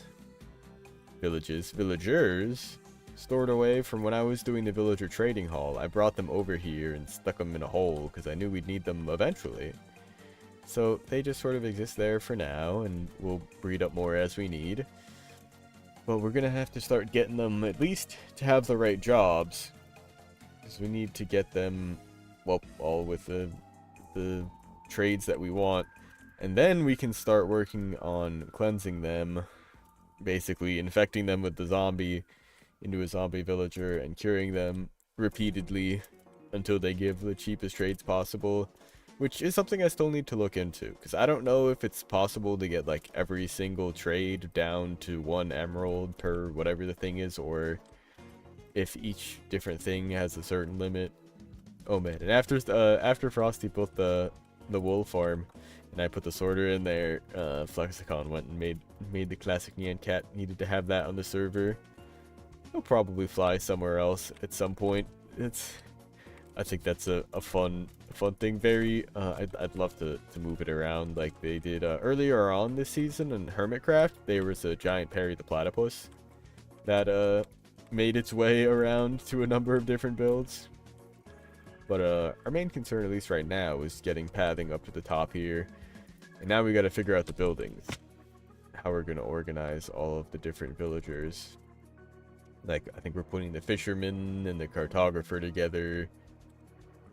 You know what, while we've got this going, let's see. What can I show off that's at least a little bit further? Nothing really. We'll just head into the castle area at least. But Flexicon put these bridges together. They're looking very nice. Big fan of the fence bridge.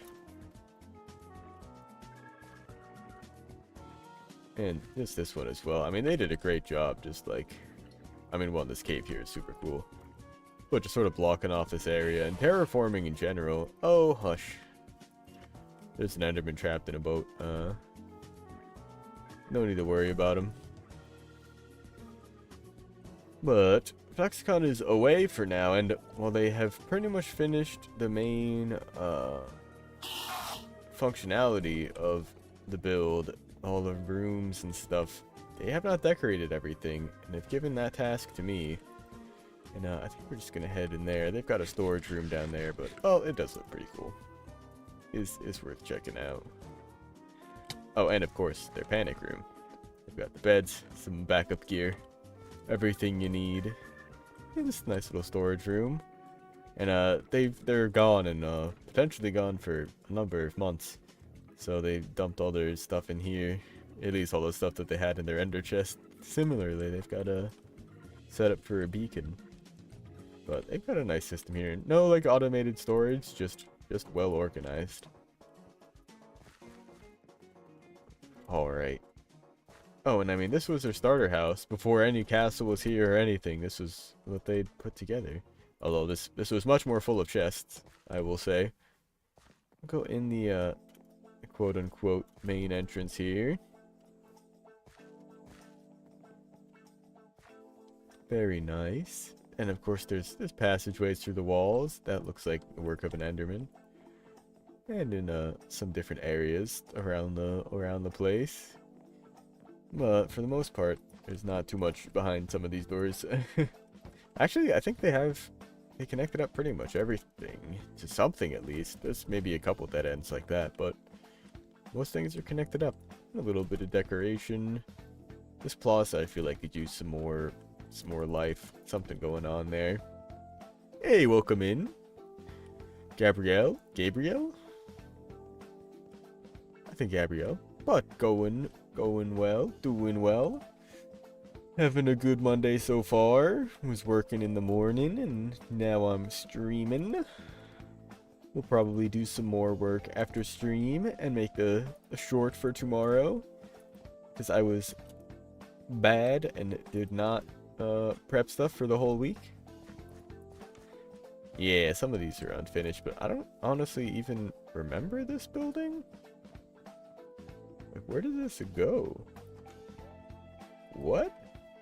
Uh-oh. Uh-oh, there's a door to an unfinished spot. That's not supposed to be there. Is this the basement? Wait a second. Oh, no way. What? Let's go! I'm still getting lost in this place. Very cool.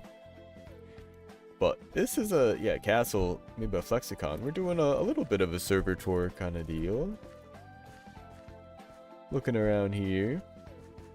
Hup, hup, hup, hup. Let's see. training. Can you explain how to use comparators? Oh, 100%. No problem. We'll show this off real quick, and then I'll hop into the creative world, because this is kind of, yeah, the last of it. Lexicon's just made just such a cool stained glass window here. Love showing this off. I think that looks awesome. And a couple rooms that I've made in the basement, because our job really is to decorate it. They've given us the shell, and that was supposed to be a little parkour thing, but I'm probably going to tear that down. I'm going to be decorating in here, and that's going to be a big focus for streams in future, probably. Because similarly down here, there's some just kind of empty rooms that they've done a little bit of decorating in, but they kind of gave that to me as reference. And gave me a couple of rooms, because this isn't my build, but they told me to decorate a couple of rooms. And we have the armor stands that we can customize and place around, so I made some fun stuff like a broom in the closet there, and set up some other things. But most importantly, this is going to be kind of a hide and seek area, so if you interact with that barrel, it opens up this piston door, as with this little secret button down here, so you can get back. Actually drops you behind a painting into the map room here, and it's kind of got this little secret area here pretty much for hide and seek, and of course the underwater maze that you gotta have it. Oh god, I'm already lost. Oh wait, no, I'm good. Yeah, no, I'm lost. We're going back out the way we came in. We're not going out that way. Well, that's a good spot for hide and seek, I think. But I want to make more rooms like this in here. That's what I was tasked to do while they are away. And I'm pretty sure we can get out this way. Yeah, here we go. Out to the back, which is also pretty cool. They've made this nice courtyard and just back like area for us to, I mean, kind of paint on with whatever we want to build. A little observatory building up here. It looks very fun. But we'll head back to my base. Sleep up. This is, yeah, these are my builds. All the stuff that I put together, as well as the lighthouse out there that's going to load in just a moment. Very happy with how that came out. But we've had a good time on this server, and I'm excited to start up a new server soon enough. I'm going to be, once I get a little bit more free time, some stuff scheduled out ahead, I'm going to be setting up a survival server for the community to join in. That is probably going to be Java only, but we'll go into the actual proper one. Oh. This is from yesterday's short, which if you saw on TikTok, had a pretty fun moment there. I cannot believe I actually survived blowing that up. But yeah, I love this little hut that I came up with. Jesus, there's a little laggy in here. Nothing crazy. But comparators are pretty straightforward. Let's see, I should have somewhere some kind of setup with them. That's all the lock and repeater stuff. Where have I shown off comparators? Aha! Because they're pretty straightforward, and I can probably even use... Oh, here, let's turn on that resource pack. That'll make this much easier, too.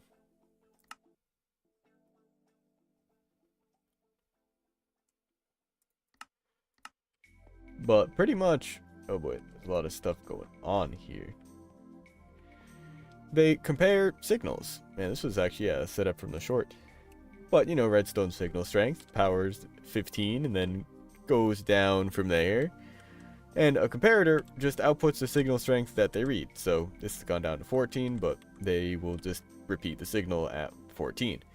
Unlike a repeater, which will just output a signal strength of 15 no matter what, as you can see here. But if we compare it to another signal in the side, that's the same, nothing happens. But if we put a stronger signal in the side, it turns off. That's it. That's what a comparator does. Stronger signal than the one in the back, it turns off. That's it. That's literally it. It doesn't do anything. That's it. But if you right click it, it goes into subtractor mode, and then it does do a little bit more. Where similarly, it'll still put out the number in the back, 13 to 13, but in subtractor mode, instead of comparing the signal like this, where if it's bigger, it'll turn off, if it's the same or smaller, it won't, it'll subtract. So it'll just take the number and subtract it. 13 minus 11 is 2. Or, if there's multiple numbers, it'll take whichever one's bigger. So 13 minus 12 is 1. And that's it. That's how the subtractor works. Subtractors subtract. And comparators compare. And that's pretty much it. Except for, I guess, one other thing. They do read out how full a container is. And I've actually got this nice little overlay, although it's kind of covered up, with the resource pack that shows how much signal strength each one is. So if I empty this out, if I put in nothing, signal strength is 0. If I put in even just one item, that'll bring it up to a signal strength of 1. But then it becomes 1 stack and 60, the signal strength of 2. And like if you put 2 in there, it's sort of a variable amount, but it's kind of just the percentage of how full it is, but out of 15, because that's maximum signal strength is 15. It can do some other stuff too, like it can read through blocks and read things like how much of a cake is left. There's some other things, but mainly it's used for reading out of things like a container and seeing how full the container is. And there are a couple, I guess, other things with it too. If you're using something like ender pearls, you'll notice, what is it? Putting, even though it's 16 items, which is much less than 1 stack and 60, because this is a full stack of ender pearls, and just about 2 stacks, it actually is giving a signal strength of 2 here. So you can do things like unstackable items, and even though this is 27 items, it's still a full chest. Because it actually depends on the item you put in here too, how many of those can stack up. So that is something to take note of for things like item filters, which are pretty simple if we take a look at them. For something like this, you want to use sticks, something that's not stackable, because if you put like a sword in this place, it would actually give a much higher signal strength. But as it is, 46 items, we can see that 41, 2, 3, 4, 45 items should only give a signal strength of 2, which it does. So this redstone isn't powered. And all that's doing would turn this torch off, which would unlock this. And this repeater holds on to all the items, because it's actually pointed at the comparator here. So it's trying to push stuff into it, but it can't. And this hopper is locked. It's getting powered by this torch, so it can't pull items out. But as soon as there's more items in here, and that would only bring it up to a stack and 4 items if this is totally full, it'll give a signal strength of 3. Powering that, turning off the torch, unlocking it, items can flow through, into the chest, and then when it runs out again, the signal strength goes back down, hopper locks, and the filter just goes back to normal. So if you actually are setting up filters, you only need to set it up with that, because if the signal strength is too weak, it's not a problem. It only becomes an issue if the signal strength is too strong. Oh, shoot. If it ends up with, something like this, where then suddenly all the filters are open, and then all these other filters are going to start getting drained where they're not supposed to be, and you're just going to end up emptying the whole system. But this design's nice because they don't overlap, because the highest the signal strength can get to is 3. With this, it never gets the 1 stack and 5 items. The most it can be is 1 stack and 4. But even 1 extra in there would mess it up a little bit. You see this has 18, but if I like fill this up entirely, you can see this signal strength get messed up, and that's going down. But that's probably one of the most basic things to do with comparators. And I mean, really all it is, it's really straightforward. It looks kind of fancy because they're all tiled up and stacked next to each other, but at the end of the day, all it's really doing is something more like this. You've got a hopper putting stuff into there, and oh god, we'll have to probably do something like this, something like this. So this hopper, this thing's getting locked. So basically, only when there's enough items in here to give a signal strength of 3.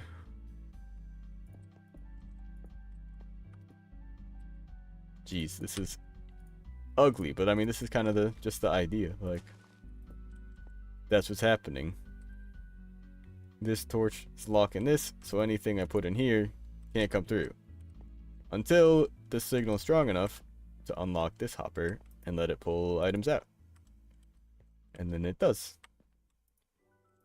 And then at some point, when there's not enough items, it'll lock again. I mean, I didn't really set this up properly, but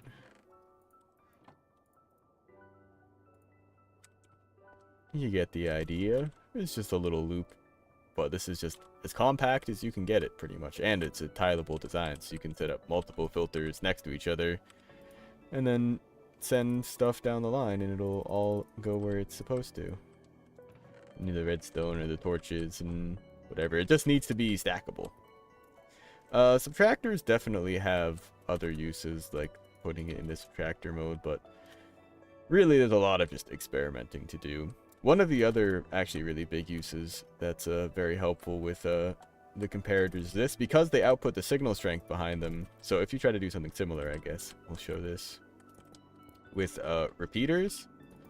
You'll get a clock because the signal will keep going around, the signal strength to 15, or if you hold it on, it'll just stay at 15. But because of the way the comparators work, when you power it, this will match 15, and then this will go down to 14. So when I take this torch away, it'll actually go down to 13. And the signal from here will be 13. It'll output 13 again, decay down to 12. And it's actually just going to slowly decay, we'll see. And you can make it go even slower. Instead of going down by 1 signal strength on both sides, you can power it straight through a block, and then it only decays on the one side and lasts twice as long.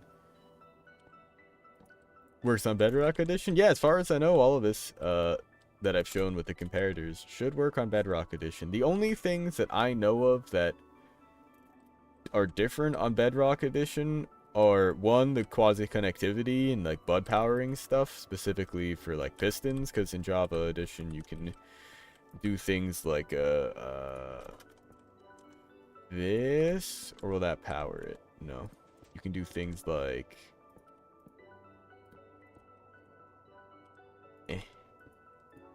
well, that'll work too. This, where this block is powered and kind of powering the air block above the piston. So it's not really powered, but it is powered, but it doesn't know until it gets an update. And then same deal, it doesn't even know it's unpowered until it gets an update. And check this out. That counts. Yep. Because this breaking updated the state of this block, which was next to the piston head, which updates. It's crazy. The old piston update detector stuff. Because it doesn't work, because now the piston head is retracted. But it works from there. Well, on there, now it'll work. In fact, this should work too, right? Yeah. It's crazy. And otherwise, I know there's a couple little differences. Like, I think in Bedrock Edition, this would send the power through. But in Java Edition, you need to pull it out with a repeater, or you need to hard power it with a repeater. There's some slight mechanical difference there between Bedrock and Java, which I don't get. The whole piston thing, I can understand why, like, also the whole one tick thing, so sticky pistons can push blocks as well as pull them. If you give them a quick enough signal, they'll just drop it off. But mostly, yeah, the piston stuff. Otherwise, I think it's kind of little things like that, which I don't get why the difference is there. We've got a lot of stuff in this world. I should give this as like a world download on the coffee or something. There's another little hut that I built. It has a secret entrance. I love building little things like this, and the new paintings are super cool. I love this one too. But there's a little secret entrance down there, just into the basement. Got quite a few of these now. Throw items through the floor. The other one that we just did, I think, is pretty cool. Where is it? Yeah, right over here. It's, well, actually, okay, actually, I probably shouldn't fall from that far. Whenever you take damage, things activate. Let's see if I've... Well, okay, I can take damage. Hup. Hup. Ta-da! It's closed. But we did have a kill switch in here, which I'll do real quick. So let's see, I think this copy I didn't touch. This copy is the one that we used in the short, and cannot believe that I somehow lived the explosion here. There's no way I do in this next one. Because I did make another copy of the world, just in case. Played Minecraft since 2013, but never understood redstone at its maximum. Yeah, I mean, me neither, and like, I still don't. Like, flying machines, I still don't really know a lot about. I'm still learning a lot about making redstone more compact with the observers and the comparators.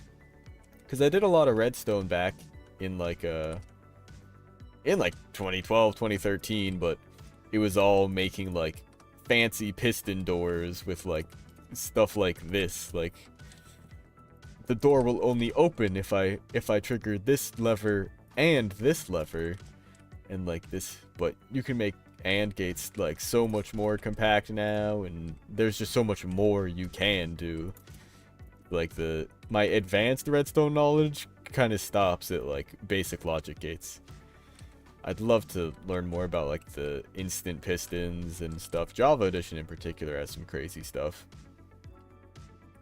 But I mean, I'm still learning. I didn't even really know how the comparators worked either until about a year ago when I started making this series more. I was like, alright, it's about time. If I'm going to be teaching people redstone stuff that I know, I should at least know the basics of everything at this point.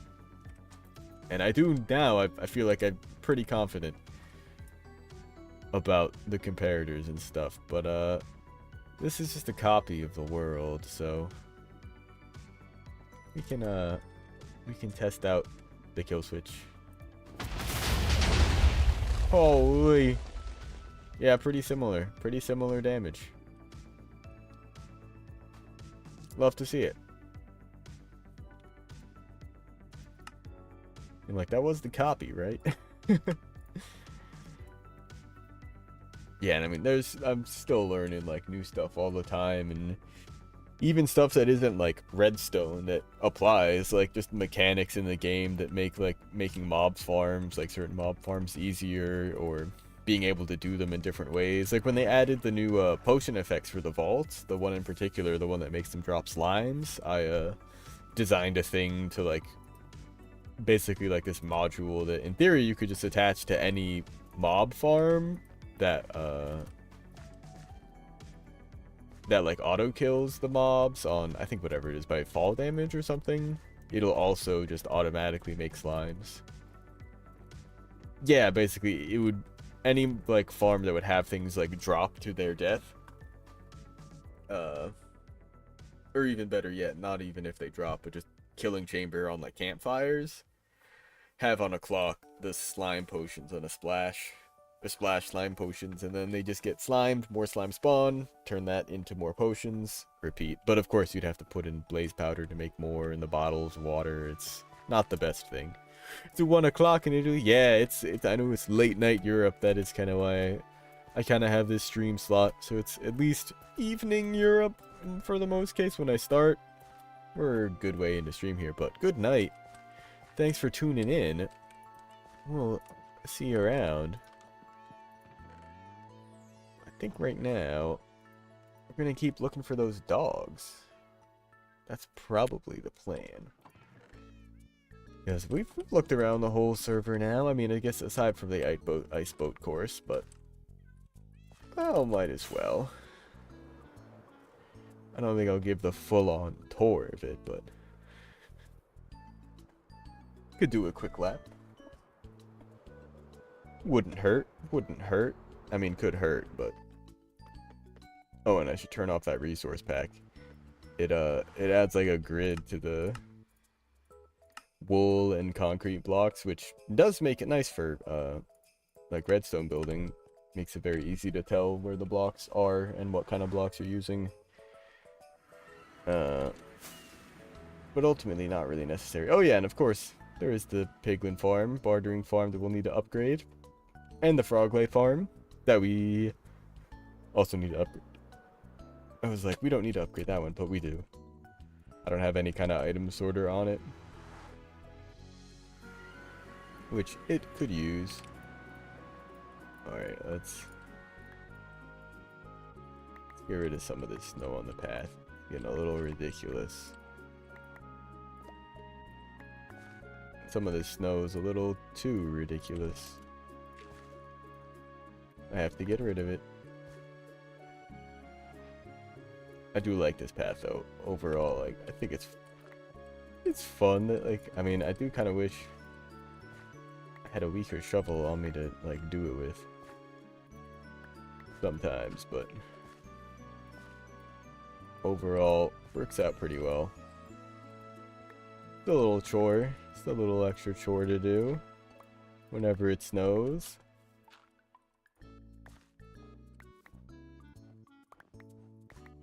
Oh, we're gonna have to clean up the start line too, of course. God. What was this path? I mean, it must have been. And honestly, I'm probably better off, yeah, just doing this where I kind of individually click them. But this is the boat lodge where we can kind of rest up and take it easy a little bit, get our boat repaired or rent one if we didn't bring our own, but I've always got mine. How are things running here? Looking good, looking good. Still no one on the podium because, I mean, the player heads don't seem to actually work. Of course, the coffee shop. Of the new dogs, what's my favorite? That's tough. I do really like the what's it? The forest dogs, which is actually one that we got, where it's a bit of the darker one. I do love the I don't know the names of all of them, but where it's just the black dog, because I've got a couple of big black dogs myself. We have a black lab and then a mutt.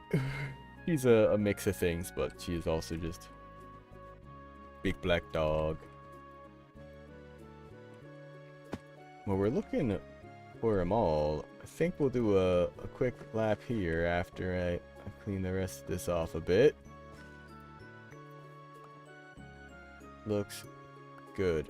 I don't know if couldn't remember if I'd actually done anything with this. I definitely did. Fantastic. Alright, let's get rid of all this. Who needs it? And, oh, then we gotta get our boat. I don't keep it on me so much anymore. We were working on this a lot for quite a while. For, I mean, a good few months, really. Oh, been so long since I've done that.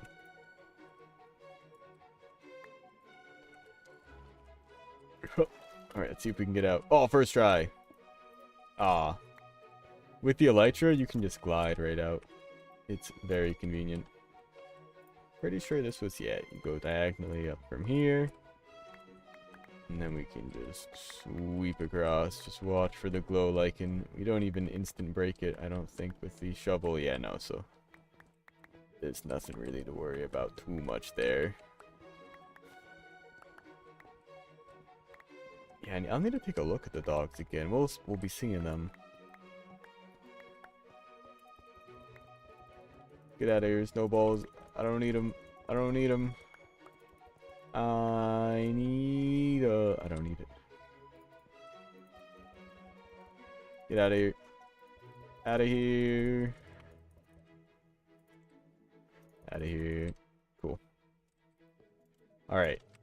So we've got a little bit of a timer set up here. It's basically, think of it like an hourglass, kind of. We have our barrel out front here that this hopper is pointed into, but it's locked right now because of this redstone block. And when we start the timer, it'll pull it back, and the sticks that are in this chest will start flowing in.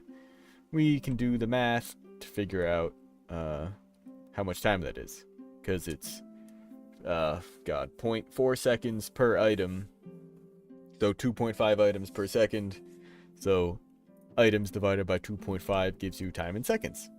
And that's our record right now. I don't suspect we'll beat it, but I do suspect that we'll have a good time. Oh, I do think the note blocks are going to be quiet. I don't know if I'll be able to hear them. Oh. I did hear him, but just barely, and I turned up the block sound instead of jukebox note blocks. Oh, that was clean as hell. Good start. That's where every part can be tough. Woo! Alright, we're back. We're kind of back. We're kind of clean with it. Oh. You know, I haven't thought about taking that yet. It's a little bit wider. Like, I feel like we preserved more speed through that. Just in taking that a little bit wider. This one we want to take a bit sharper. I think. Oh, ooh, that was close. This has never happened before. This is not the area where it normally fails to load things. God dang it. I should have had my finger ready on that shader reload key. This round was actually looking pretty good. Maybe not the smoothest start, but we've definitely fallen behind a PB now. Here we normally have to reload, because I don't know, I think there's just a lot going on, or because we're doubling back on the area we just were. It's trying to load more chunks in between us and there. It seems to only really happen in areas where we've looped around a lot. But we've also spent a good amount of time on this track on stream over, I guess, earlier in the year. Like February, March, I mean, working on this like crazy. We were streaming this most days, most streams I was here working on something. But it has been tough keeping up with streams and trying to make videos. Especially since, yeah, I've been on the 5-day-a-week streams. But I want to get back in more of a rhythm with the shorts. So that I can get the full-length videos coming out again, too. Woo! It's just a fun course. I mean, I'm pretty happy with how this came out. And I mean that so much of it is natural river. Like, all of this section here is just river, like, totally natural. Here, I've done a lot of excavating. This area is definitely the place that saw the most work.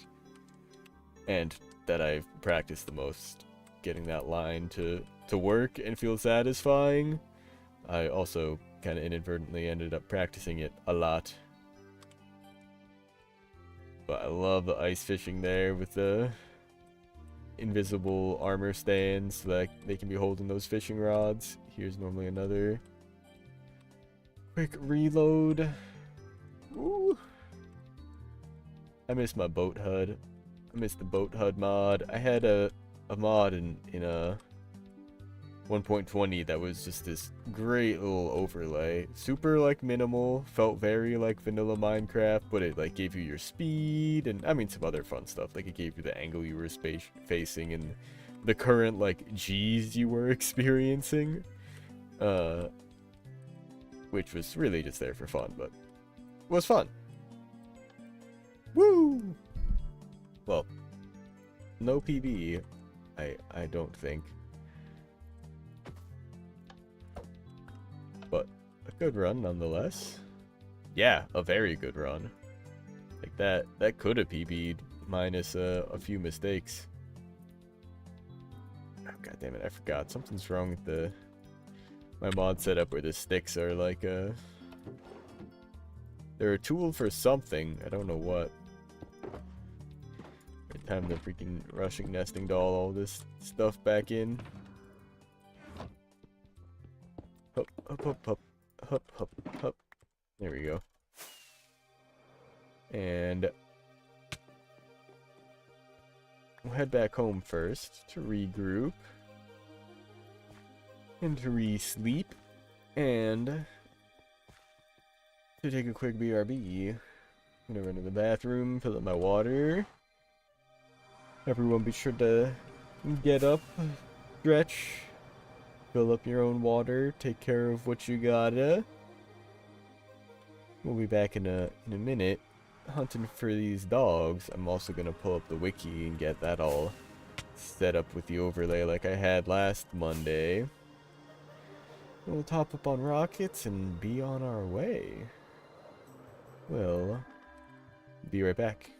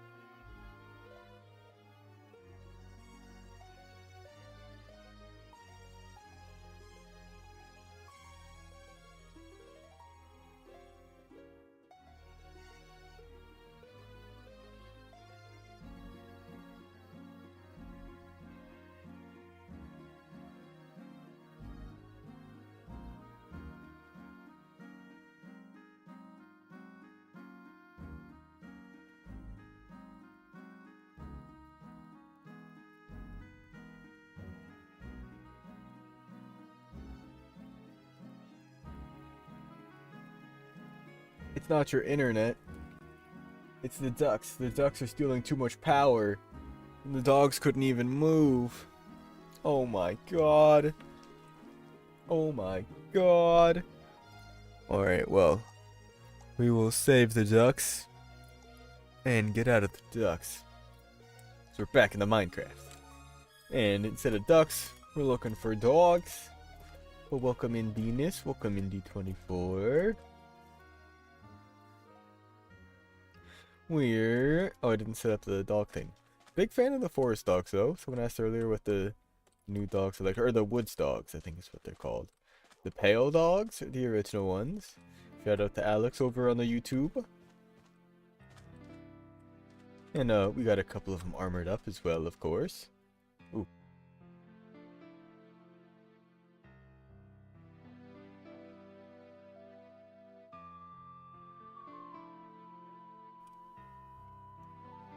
You're welcome for saving your ears. These guys are cool too. The Ashen dogs, I think is what they were called. They look like huskies. They were found in the taiga biome, but let me get that overlay going again. We'll chill here on the beach, and I should be able to just get it pulled up. Wolf.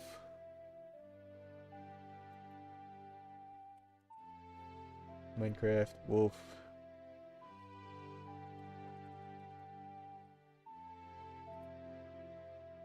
Where's the chart? There it is. Okay. So if I go to this, and then go to this, and do this, and then this, and this, and this, and this, and that, and then boom. There's no way it was actually like still set up and like cropped to like just the perfect spot. Almost. It was a little off. Oh, I think I fixed it. In fact, we can just sort of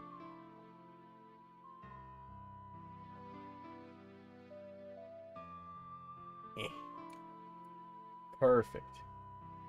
Oh, and we can see the pack size as well there if you want. That's how many they spawn in a group, which is interesting, because that means for a grove, for the snowy ones, we're going to have to find... Oh, wait, no, we can breed them together. So actually the pack size doesn't matter. But this is what we're looking at, and this is what we've done so far. We've gotten the Ashen dogs from the snowy taiga. We've gotten the pale dogs from the regular taiga. We just had some already. Wait, no, we did. We did go and find those guys. And the woods dogs from the forest. So, really what we're looking for now are the warmer biomes. Either looking for the Badlands, Savanna Plateaus, sparse jungles, or for the more snowy ones in the old growth, spruce and pine, or the grove. And in terms of where we've explored in the world, I'm not 100% sure. Whoa. I can clip through the ground with that. That's cheating. That's cheating. Oh no. My free cam. Oh no. That's cheating. But I think we're just gonna take off towards... I know we've been to the south, because that's towards the swamp. I think we've been just sort of east and west. We've sort of done a lot of exploring in most directions now. I think one direction we haven't really gone is... We haven't generally gone southeast a lot, but I went there...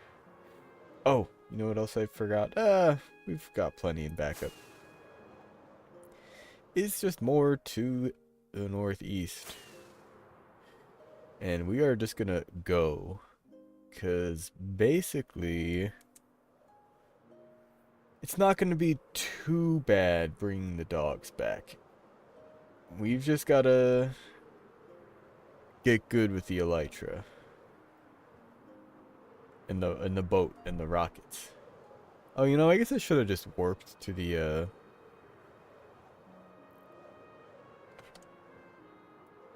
cabin first, the lodge. But these are already loaded chunks, so these won't spawn any new wolves, right? That's how that works. They just they'll spawn in when the area like first loads, but you don't New ones don't generate, right? Right? Like I have to go find a new old growth spruce. There's no, they don't. Like, I'm pretty sure that was the case. So we've got to go find new ones. So let's just keep going north. Let's get this map. Freaking world's file size huge. Whoa, crazy. I mean, there's no way this is new. I mean, it could be.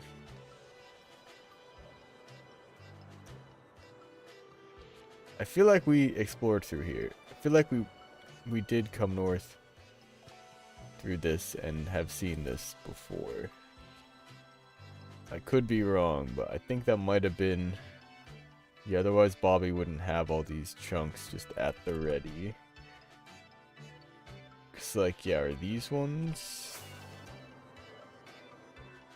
loading in? I think that's why, I think I'll go east more.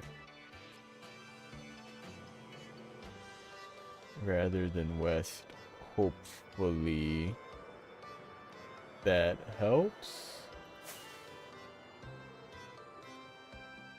Yeah, cause like, that's not new. We want to be generating new chunks. That looks awesome. Whoa, okay, well first off, beehive. Gonna snag that.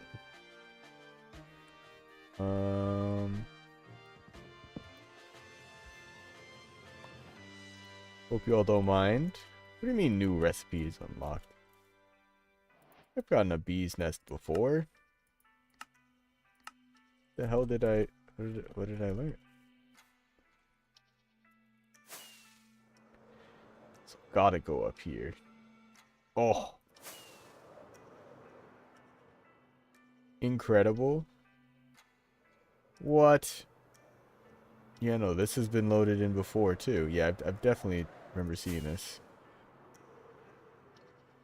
Dang it. Okay, I think maybe we should go more straight east?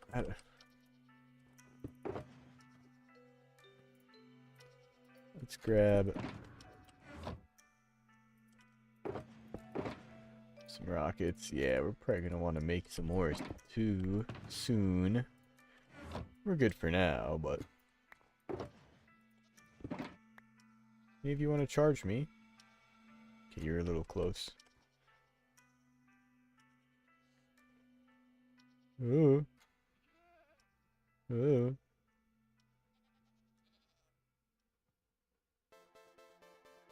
Goat horn. Free goat horn. Okay. If I want to get goat horns, this is not the way to do it. Alright. We're going east, and I'm going to... Oh, bio. There we go. Easy enough. Cool. Yeah, it's a little hidden under chat, but I can see it. Dark forest.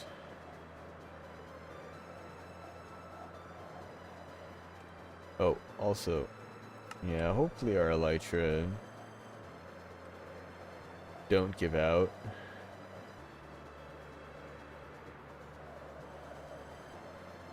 Otherwise we're in for some fun. Ooh. Big beach. Big freaking beach. Cool beach.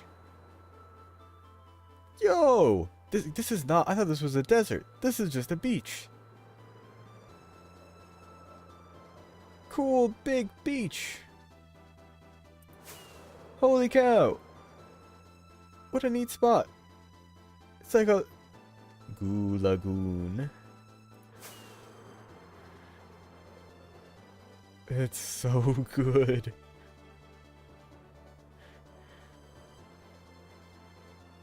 Oh my god, pairs of two socks. Another friend and I were watching, we were just hanging out this weekend and decided to put on some of the old SpongeBob, just watch like the first like few episodes because they have them out.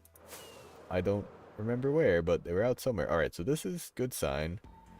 Laggy stuff means probably new chunks being generated. Now we do want to generally stay with the colder ones, so something like the taigas, ideally what we could follow here. Because we are looking for the old growth. Spruce or pine. Taiga. Oh, here we go. Here's some old growth. Spruce? Pine. Dang. I never know. I don't know. Crazy though. There's some lava here. I don't know. We may have been here before. That doesn't look like it is flowing. That looks like it has flowed. So maybe we did come this way. I mean, this feels like the same like train of logic that I would have followed last time. Could have maybe remembered that, but at least this time for sure I know where we went north and east. But I'm gonna try to go more east. I know that we went this way and found a or not found, but to get to a trial chamber. So I wouldn't be surprised if we come across a village. I think that's more to my south, though. I think we went too far north for that. Well, I don't know. It was northeast. So maybe that's what a number this is. Because I guess I didn't really probably fully explore this. Especially by the looks of it. These are maybe new. Birch forest. Gross. Whoa. Yo, love to see it. Man, this I love the new Minecraft generation. Reminds me so much of some of the old generation. This kind of stuff, you rarely see this kind of stuff anymore, but it's so much fun. For a second I thought that guy was charged. Alright, we're going east though. There's a swamp. No swamp dogs. But lots of taiga. Keeping an eye out for yeah, no, I mean I've seen ravines before. I've seen ravines. That doesn't mean that I've been here before. Maybe I've been here before. I may have been here before. It's a big area though. We could have missed some. This is a huge old growth area. I've never seen one this big. Wait, what the hell? This is massive.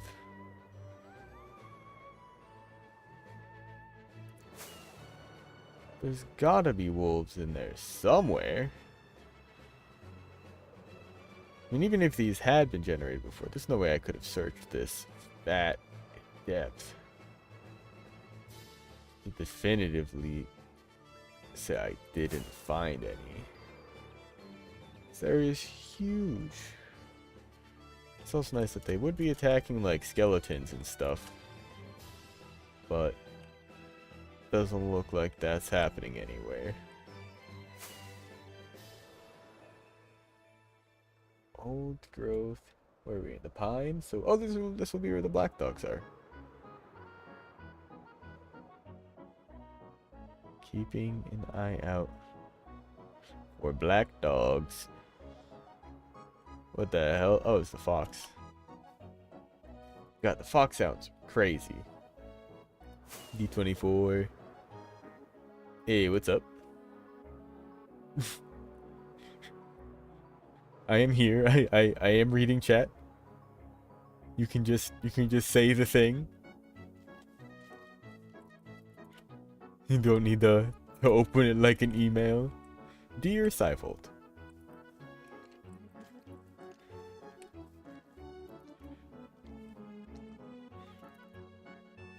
Oh.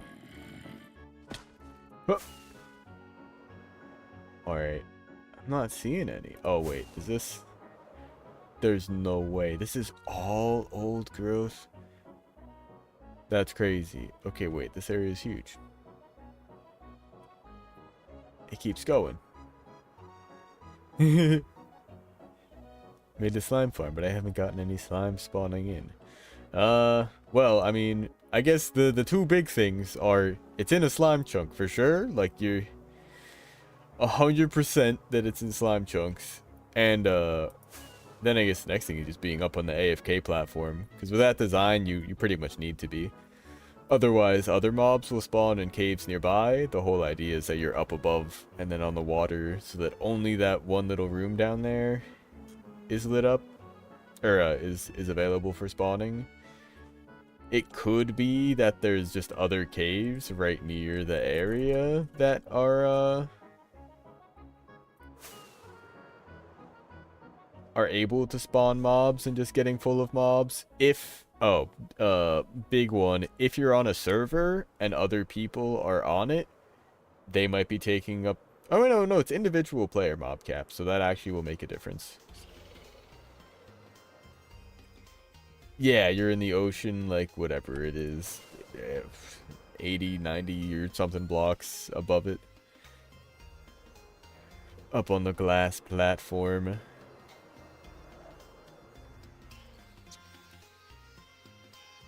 And I know it can take a bit.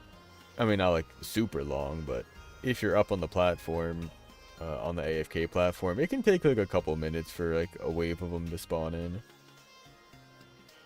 But they'll be pretty consistent from there. Is this still...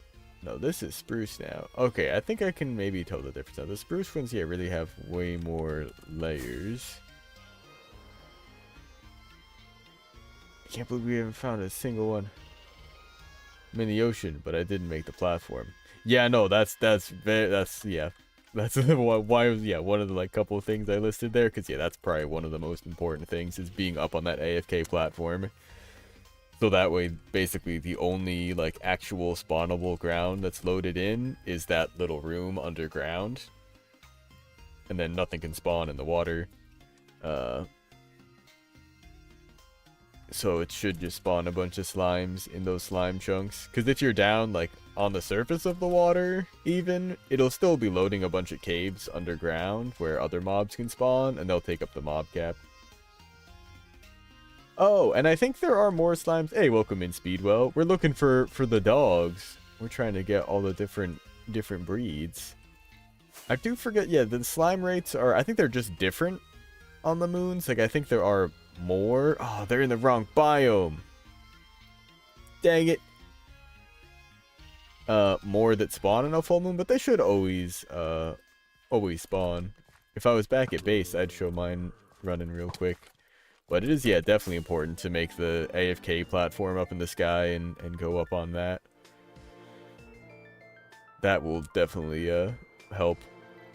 If that's not working, then it could even be that there are just still caves like right around the area you built it that need to be lit up, but it shouldn't really be too much of a problem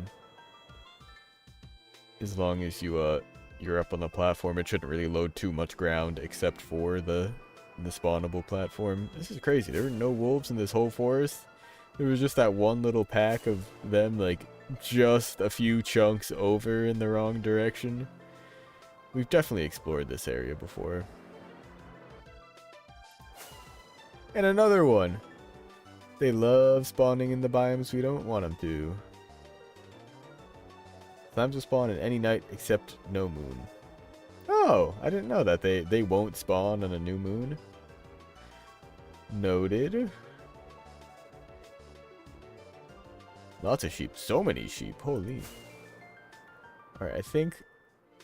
Let's just keep going east. I don't think we've really been out that way. I don't know. Maybe we have. Maybe we did last time. I don't really remember. I don't know what our plan is for going home either. The elytra, at this point, aren't looking too good. There's one cave, but it's filled with water, so I decay. That should not be a problem, yeah.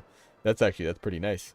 The flooded caves, yeah, are never an issue, because I don't know what the conditions for drowned to spawn are, but I think it's only in certain biomes, so for the most part, you're actually pretty okay, even then. Uh, but like I've never seen drowned spawn in underwater caves. So I think they need even like access to the surface or something. I don't really know. But yeah, no. Underwater caves are no problem. Even they're better than regular caves because you don't have to light them up. They're already flooded, no spawning surfaces. What happened? Yeah, the water cave is actually a good thing. There's a whole ravine. Yeah, I mean, as long as it's because it's kind of tough to do. That's why I really like the mini HUD with the, or actually, yeah, if you have mini HUD, you can create a sphere of whatever the render size is. I forget. But once you make the AFK platform, based on like the specifications, you can go up on the platform, create a sphere up there, and see where that clips into the ground. And you only need to worry about areas inside that sphere. Because basically, once you're up on the platform, it'll only load all of the air around you, the ocean, and then, in theory, that little hole in the bottom. I do forget what the render distance, or like the render radius is. This stuff never shows up. Oh yeah, I mean, you gotta hit the hotkeys for it. I think it's just H by default. But I'm pretty sure H and C, if you press and hold H and then press C, that should pull up the whole, like, actual menu. I don't remember exactly where that is. Somewhere on the mod page, it shows how to do it. But it also might not be H by default. Oh, more taiga. No, spruce. Well, it is the old growth spruce taiga. But, ooh, shipwreck? Wait, okay. Have we been here?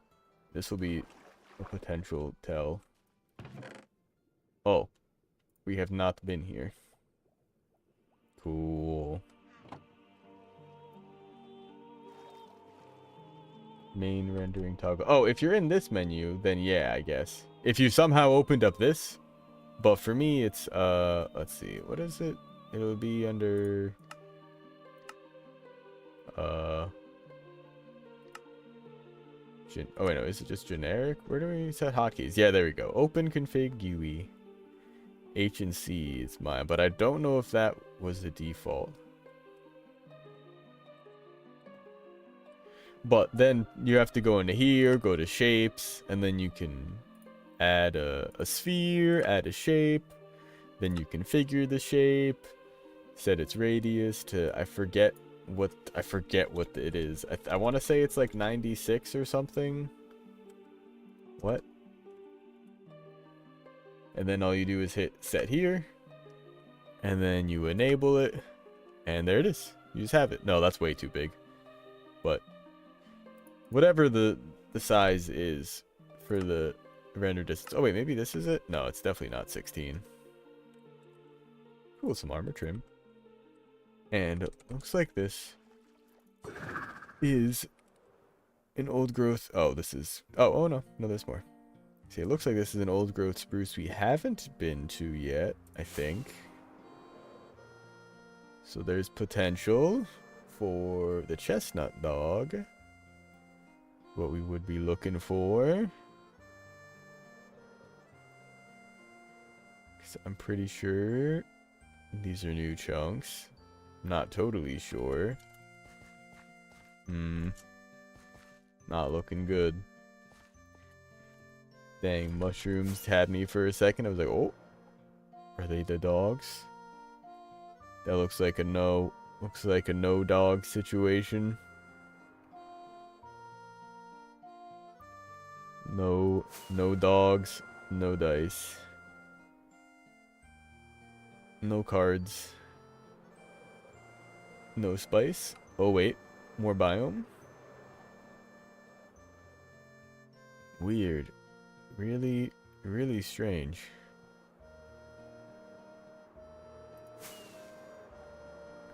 But looks new.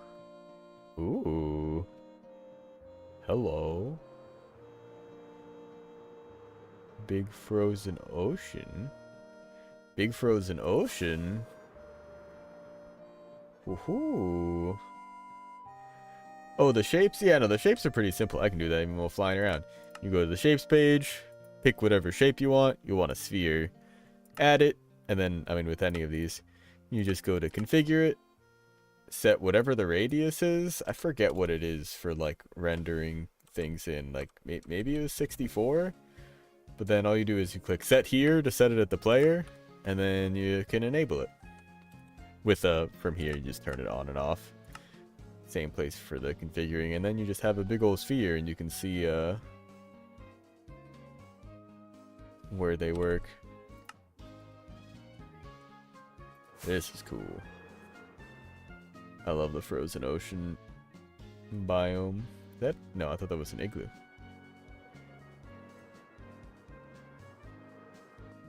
Oh. Yeah, I mean, you are right. They should still spawn in. I guess to some degree. Is there any other cold? Oh, we are looking for a grove, I guess. Isn't that the one that's actually not snowy? It's a cold biome, but there's no snow. Or is that, it's like the hilltop with trees?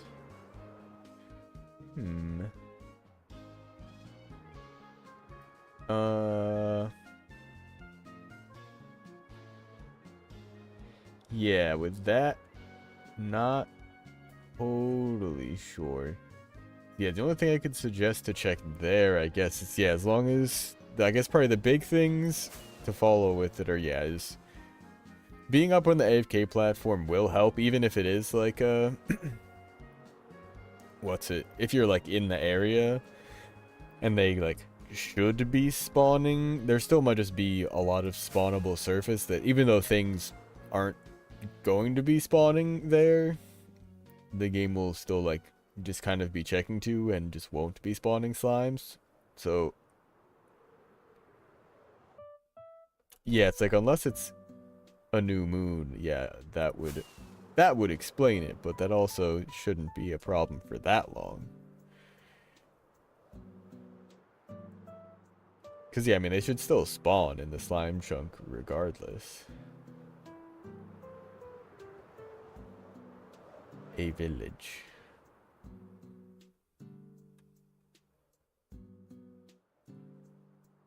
Yeah. Not sure on that one. But god dang, I may just need to... Just thinking about it, I was just saying, I was thinking I might need to nether portal back or something. Ooh, enchanted. Very nice. Ooh, golden carrots.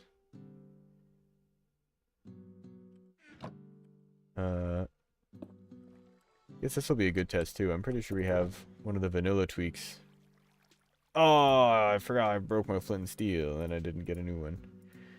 Is there any flint in here? God damn it.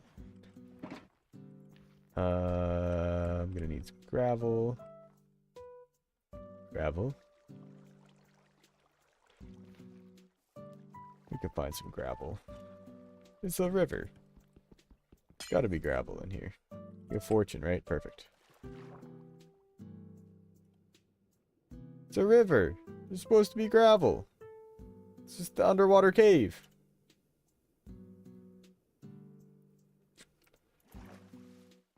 Should I do slash kill E? I mean, that'll kill you too. But,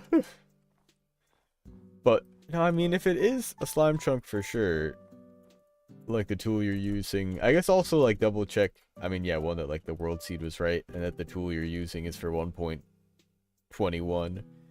Because I don't think any rules like changed in 1.21 specifically for it, but I'm gonna get this box back before anything ridiculous happens. And break this out. There we go. Here's where we can find some gravel. Just need a flint. There we go. Thank you. One flint, one steel, one portal. Coming right up.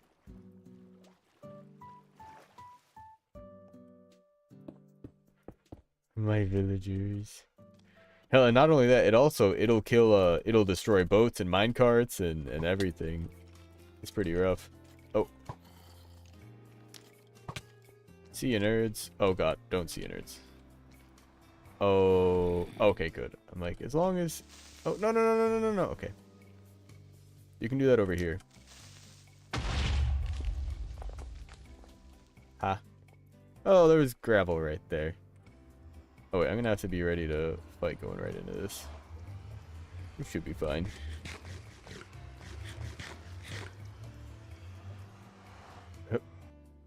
Where are you?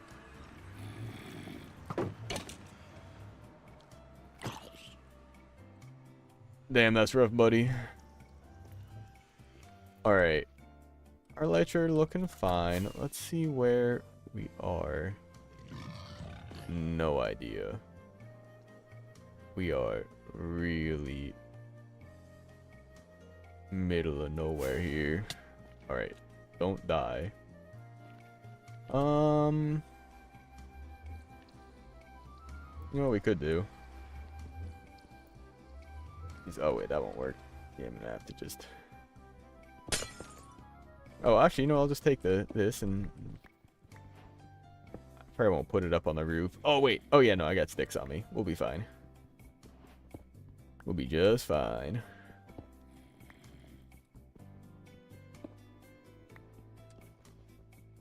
Then we had to get the horse stuff. Horse stuff? How to show the horse jump speed and... Oh, I do have, yeah, it's a mod. It's again, it's in the mod pack. If you press J, it'll open up just this overlay. It's called the Jade mod. All it does, it shows whatever you're looking at. If you hold shift, it'll show you a bit more information. I don't really have anything at the moment. Oh, actually, I guess that does just show everything. But with mobs, it'll show other things, and the horses in particular, it'll show their jump height and their speed. There's definitely other mods for that as well, for specifically looking at the horse stats, but Jade does it just fine. For my purposes, at least. And do I care to connect back up to this portal here? Yeah, I guess I kind of do.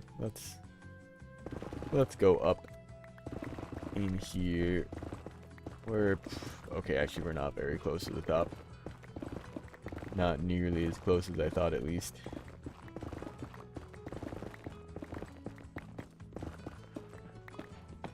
Oh, you know what? Actually, let's put all that back. Get us some quick XP. At least repair the elytra a bit.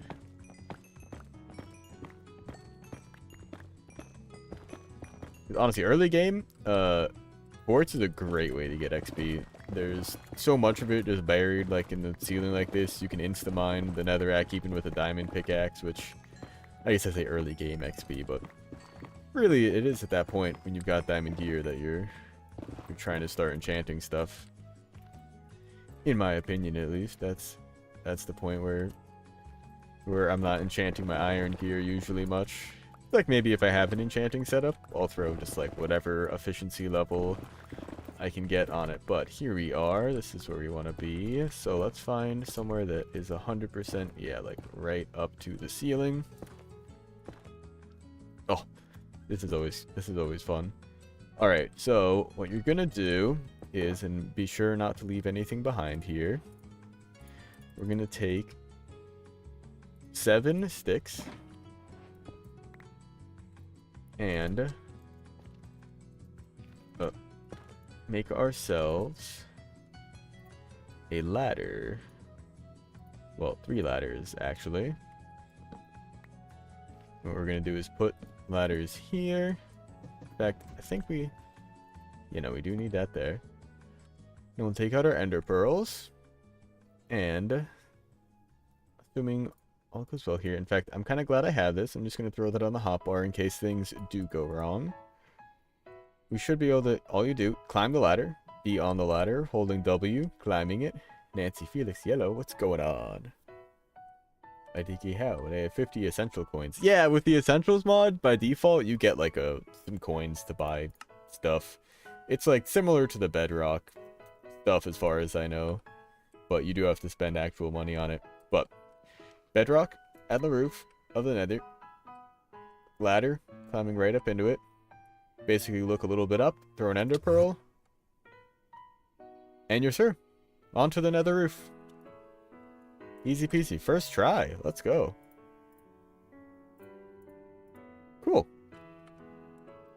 And from here, I'm thinking about, yeah, I think I'm going to reconnect that portal up. Might as well.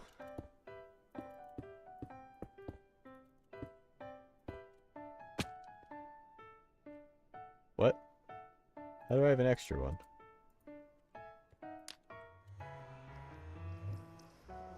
That must have been from Cool. It does link back up to this one.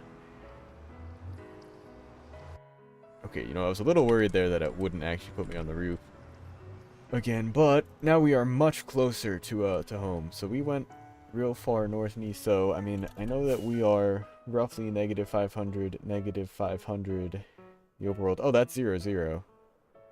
I don't actually know what mod it is that is making that render all the time. I have no idea how to turn that off. It's just kind of there. But that should mean on the nether roof, we are roughly... Oh, you know, I did not look at what the coordinates for this were.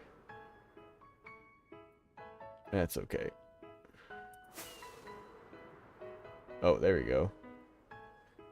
That looks like area we've loaded in. Okay, yeah, no, it's really not too hard to find it. Pretty much we just keep going past the, what's it called? The boat course. Alright, coming back dogless, but mostly just for the sake of repairing. Oh! Look at that! I hadn't actually ever done that one. Use a nether to travel 7 kilometers in the overworld. Yeah, I mean, we have the nether hub up there, but everything is actually relatively close. 7 kilometers? Why specifically 7,000 blocks? Why not, like, 10,000? Oh. That's gotta have some kind of significance. Do I even have room for this? No, I didn't think so. But I do... I mean, I don't need them, but the bricks are what we can turn into red nether bricks, so... This isn't the first time I've done this. That's hilarious. Yeah, I think most times when I've had a bunch of it. Not too bad. Bro wants it to be further. I'm just wondering why it is 7,000 and not a more, like, round number, like 5,000 or 10,000. Because, I mean, at that point, I mean, another 3,000 doesn't make that much of a difference, I don't think. Because really what you would do if you were, like, trying to get that achievement is you just make a portal where you're at, go as far in the nether as you would need to make the portal there, and then just go out, come back in, go back. And then you only need to travel the distance in the nether. You don't even have to go in the overworld at all except to set up the portal. Well, I guess you do need to set up the nether roof portal first. But let's throw in those lava buckets we just grabbed. There's nothing in here I want, right? No. Oh yeah, there was. Not that I want in here, but want to put back in here. You too. Cool. Some of this stuff can go back in here. Some of this stuff will go home. Alright. Oh, actually, might not have enough room for that. Yeah, let's get these ready. Have I not held the nether bricks before in my inventory? What's...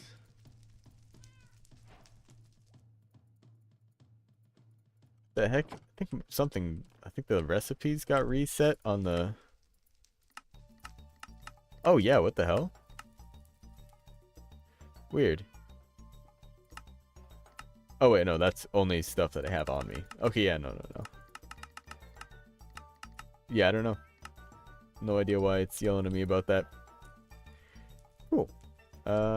Get these bricks. I smelted. That's right. Give me the buckets. 1, 2, 3, 4. I mean, that's... I should have grabbed more.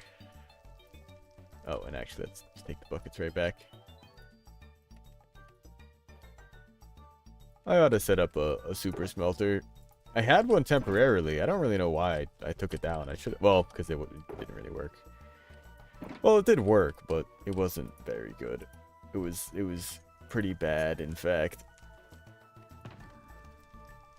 But I should have at least left it up. It worked. It just wasn't the most... Actually, you know what? No, it did have problems. The coal would have issues that I'd have to, like, manually sort out. The thing is, I didn't have enough coal, is what it was. I made it, like, the whole setup with, like, 50 furnaces or something, but I only had, like, 20 stacks of coal or something. So after it, like, started running out, only, like, the first, like, few furnaces would fill up with coal, but all of them were filling up with items, so... Really, I just need to get a charcoal setup going, but I'm not interested in, like, the infinite wood or the, like, TNT duping. Like, I got no problem with TNT duping if people on the server want to use it. All for it, but I'm not interested in doing it. I mean, you can totally make just TNT setups, though. Where have I been putting the beehives?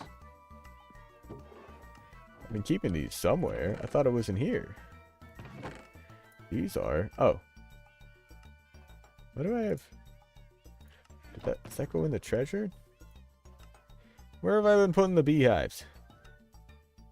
Oh, you know what? I bet I've been putting them with the bees. Ah, there we go. Cool. Yeah, we found one of those... Tox and I found a sunken ship last time. We were, on this... Well, not last time. One of the... Like, the last week when we were on the server. And, found a sunken ship that had a similar chest. Oh, the ladder's definitely going here. I don't know if we have ladders elsewhere. Oh, we do, we do. Ah, something either. Oh, and I have more bones in here, too. Good to know. Oh, let's see if this is still broken. Oh, okay, yeah, no. Oh, yep. Yeah, same issue. Before, though, it wouldn't show any... It wasn't at all the like, base one there. It wasn't there at all. It only showed up on the animation bit. Yeah, let's find where those bees are. I guess, yeah. Where the hell? I mean, why? I don't think I would have put them here, though, because I want them in my storage. Yeah, I didn't think so. That was a little risky. Where have I been keeping them? Not in here. Certainly. The heck? I just stuck them up in here. They 100% feel like the kind of thing that I would keep in the cabin. Oh, you know what? No, they're here in the barn. That's right. In you go with the rest of them. Great. All right. Feeling good. Looking good. Let's actually grab that sugar cane. Make some more rockets. Meant to do that before we left earlier. But we'll just get that done now. Chop, chop, chop. We'll make an automatic sugarcane farm soon, probably. We will. Matt, hell, maybe we'll try to do that next week. Oh, excuse me? Give me all the sugarcane I've got. Oh, and paper. And gunpowder. Let's make the paper first. let's only show stuff I can make. What else? I mean, yeah, sugarcane is used for sugar and paper. So let's see. We got 1, 2, 3, 4, D7. Well, I may need to run. Oh, never mind. Never mind. I was gonna say I may need to run the witch farm again sometime soon, but that's right. I stocked this all up, so we don't have to. All right, I'll bring the orange container up here after, and we can fill this up properly. Oh, right. I still do need the whatever it was. Well, that's gonna make a lot of rockets because it triples. Each stack of gunpowder is 3 stacks of rockets. So that'll do for a bit. Love being stocked up on that. Okay, so actually we're probably good on gunpowder in there. It's really just there for, oh, might need my rockets. And then I guess let's make sure we're all topped off. Oh, looks like we could use some food. So actually we don't even need to go to the end. What happened here? Okay. We can probably just trade for some more food. Oof, we are running low on emeralds, so I keep forgetting we need to go and run the raid farm soon. I'll need to set that up and go overnight. Then I really have to type stuff like near Seibold in this essay. Fair. I don't like school. Yeah, I mean, I didn't really like school. I liked some classes, and I mean, I had like some friends in there, but the schedule, I just hated getting up so early. I don't know why it was freaking like 7 a.m. Well, here we go, farmer. High school was much better.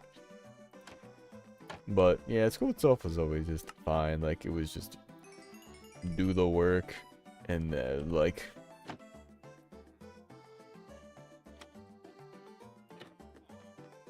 not awful. Damn, we got a full repair on that.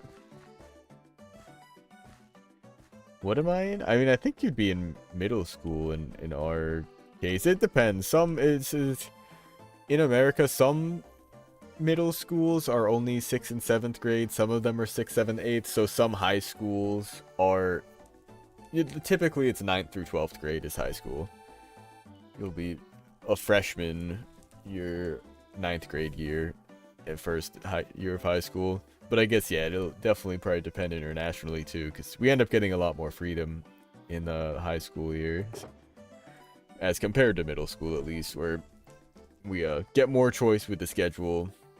Okay, yeah, if you're in 10th grade, then yeah, that's... What is that? That would be sophomore year. Which, yeah, no, that makes sense.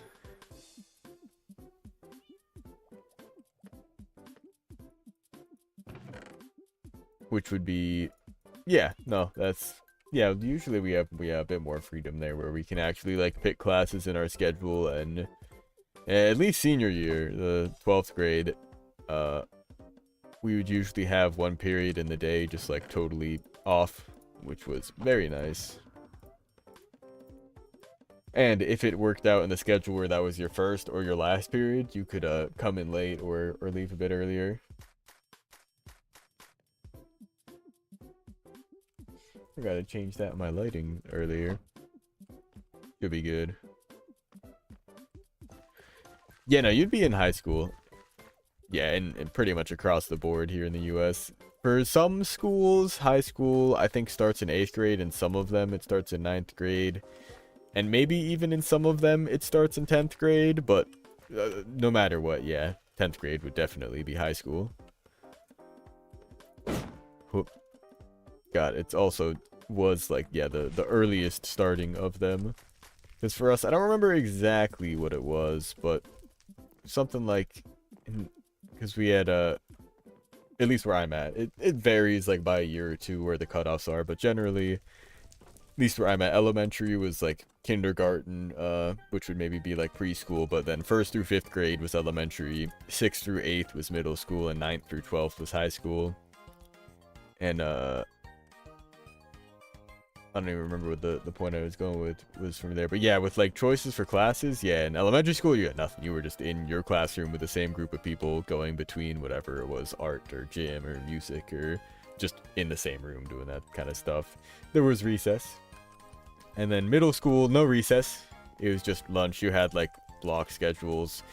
There was one class that would rotate around, so for like, and it was weird at my school. It was like for an 1/8 of the year you were doing art. Another 1/8 of the year you were doing music. Another 1/8 of the year you were doing like tech stuff. We can choose a language. And then in high school is when we really got to choose, like, yeah, you can pick your language. You can pick like which like level of math classes you want to take. And especially in junior and senior year in 11th and 12th grade, you were able to pick even more like specific classes. Like there were like some fun music classes or other like higher level classes if you wanted to take as well, the AP or IB, depending on what your school might offer. Yeah, I might as well throw just more in there. See how much it cooks up. Hup, hup, hup. So from what it sounds like, yeah, you would be like high school. Yeah, no recess. Yeah, no, we don't even have recess past 5th grade is where we stop having recess like after lunch. Right? I think that's how it was in elementary school, or up to 5th grade. It would be lunch and then recess. Man, that was a long time ago. But yeah, no, I think yeah, what you would do would probably be.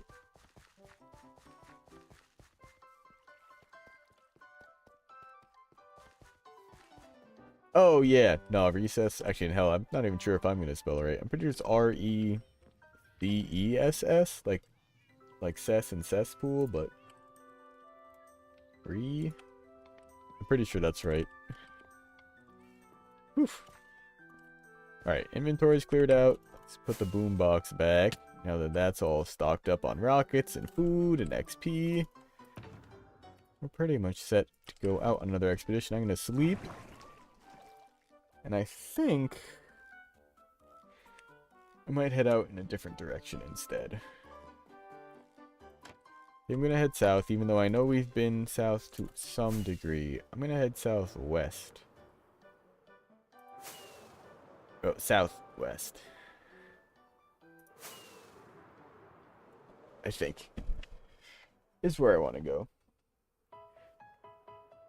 Recess is just the classes going outside. I mean, we don't have class outside, but it would be like a... I mean, really, it was, yeah, only up until I was in 5th grade is we'd have it. But after lunch, no, you'd literally, like, go outside and just, like, do whatever. Like, you were supervised. Like, there were, like, a few teachers, like, roaming about, like, making sure no one, like, got hurt or ran off or anything. But, no, it was just free time to, like, just play on the playground, play kickball, play tag, what... People would bring like Pokemon cards or things. It's depending on your school. Sometimes that got banned, sometimes it didn't. I was of an era where, yeah, pretty much all like Game Boys and like bringing anything in was like, yeah, pretty much banned. Yeah, free time. Yeah, no, we got none of that after 5th grade. Like, I mean lunch, but yeah, starting 6th grade, it was like you come into school. Classes, lunch, classes, leave. High school was the same thing. Although it was split up a bit more. In our middle school, you had all of your classes every day. There would be whatever it was, like 7 or 8 periods. Although that also did change. Every year in my middle school, they changed the way the schedule works. But for the most part, the way I remember it, is you had most of your classes every day. But in high school, you had 4 classes each day, 8 classes total, so you would have like a 1 day and then a 2 day, or A day, B day, I think is what it was. Can't even have snowball fights? Yeah, I doubt we could. I mean, we wouldn't, like, I don't know when we would. Like, there's no recess. There is no free time to go outside. You can't go outside. Well, that's not true, actually. During lunch, there is, like, an area that you can go outside. But, like, you weren't, like, in between classes, you had, like, 2 or 3 minutes the way it was scheduled. Like, you went straight to your next class. Like, you maybe had time to go to your locker, but, like, not even really. So, like, no one ever did. But if we were allowed outside for whatever reason for, like, some kind of free time during the winter, there's, yeah, no way they would allow a snowball fight. They wouldn't allow people to be throwing things at each other. Yeah, the way it, like, used to, like, typically work in schools around here in the US was, yeah, that there would be, like, a pretty decent break between classes, like 10-15 minutes, like, so at the very least, yeah, you could, I don't even know, just even say hi to friends, but it maybe, like, pop in with the teacher and be like, hey, I wasn't here yesterday, can I pick up something? But, like, yeah, that would be convenient, but literally, I mean, the issue is, yeah, they're just trying to squeeze every single minute out of the school year, like like minimize the number of days that actually, like, need to be school days while maximizing the time in each day by, like, cramming everything down, like timing out the lunch breaks so that they're, like, exactly what the minimum needs to be, and you're able to, like, stagger them in between lunch or between periods. The timing for it was so weird, but, like, all of the classes ended on such weird times. Like, the, like, end of day, like, final school bell ring was, like, 2:07 or something, and, like, last period started at, like, I don't know, 12:48 and ran till, yeah, 2:07 or something, like, really weird like that. But yeah, it used to be longer, but they, like, literally, the argument is, the, like, principal literally walked from one end of the school to the other, just, like, power walked it, like, as fast as they could, timed it. It was, like, I don't know, 3 minutes or something. That's how long passing time was. Like, you have enough time to get from one class to the other. That's it. That's all that matters. Because all they're trying to do is just get you in there, get the curriculum done, and be on with it. Well, I mean, there's a little bit to a degree. There is a period that's like a homeroom type thing that was sort of meant to be like a free period. Like, it's a study hall type deal. Like, it's just a period, the extra time to do your homework or whatever it is you've got. And in theory, you were supposed to be able to go, like, and talk to other teachers and, like, I don't even know, go to the library or something and just do that. But people were just abusing it. Like, people were just like, I'm going to go see, like, this teacher, blah, blah, blah. But we're just, like, meeting up with friends, hanging out in the hallways, being a nuisance in general. So at some point, they even just basically revoked the ability to, like, go anywhere. So it was kind of pointless. And in terms of making friends, yeah, it was kind of just whoever you had classes with. Like, there was, like, a little bit of time at the beginning and ends of classes and during those free times, but a lot of it was, yeah, there was not a lot. It was kind of just, yeah, whoever was in your classes. I mean, people, like, did clubs and things, so you could meet people through that, and there was plenty of, like, I mean, sometime at, like, the beginning of the day before classes started to, I mean, interact with people. But yeah, no, it was a lot. There's so many armadillos here. A good mangrove swamp. I don't think we've been over here. I mean, these have to be new chunks because otherwise the armadillos wouldn't have spawned.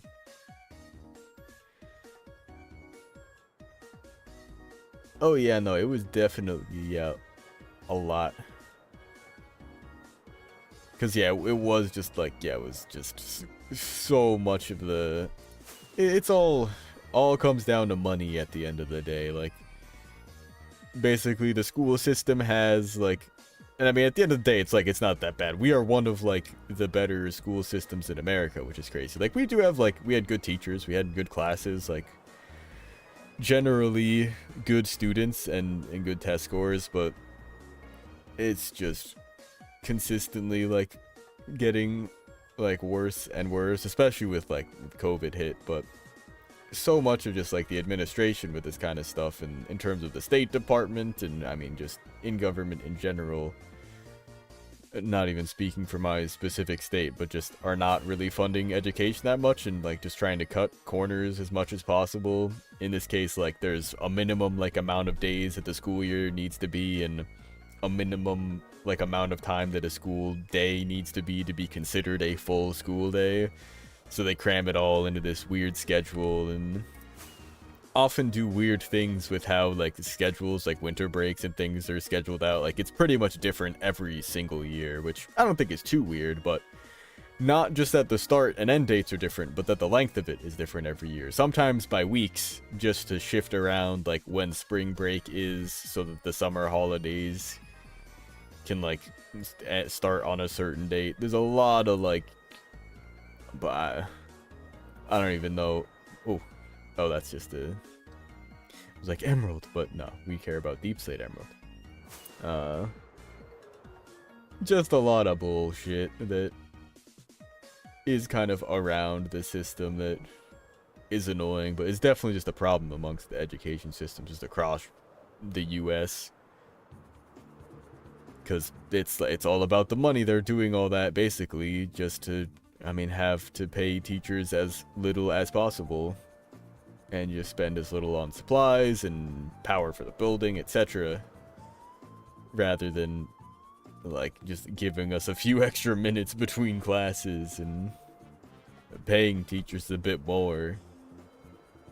And it's like, and we had it pretty good. Like we have we're like I said, in one of the, we're not like #1 in the country or anything, but we have a pretty like good public school system in our area. And it is far from perfect, but I mean, really, no big system like that is, but so much of it comes down to numbers, rather than like really caring about the people, as in terms of just like, yeah, money and how much it costs to run everything, and what the test scores as a result of that are.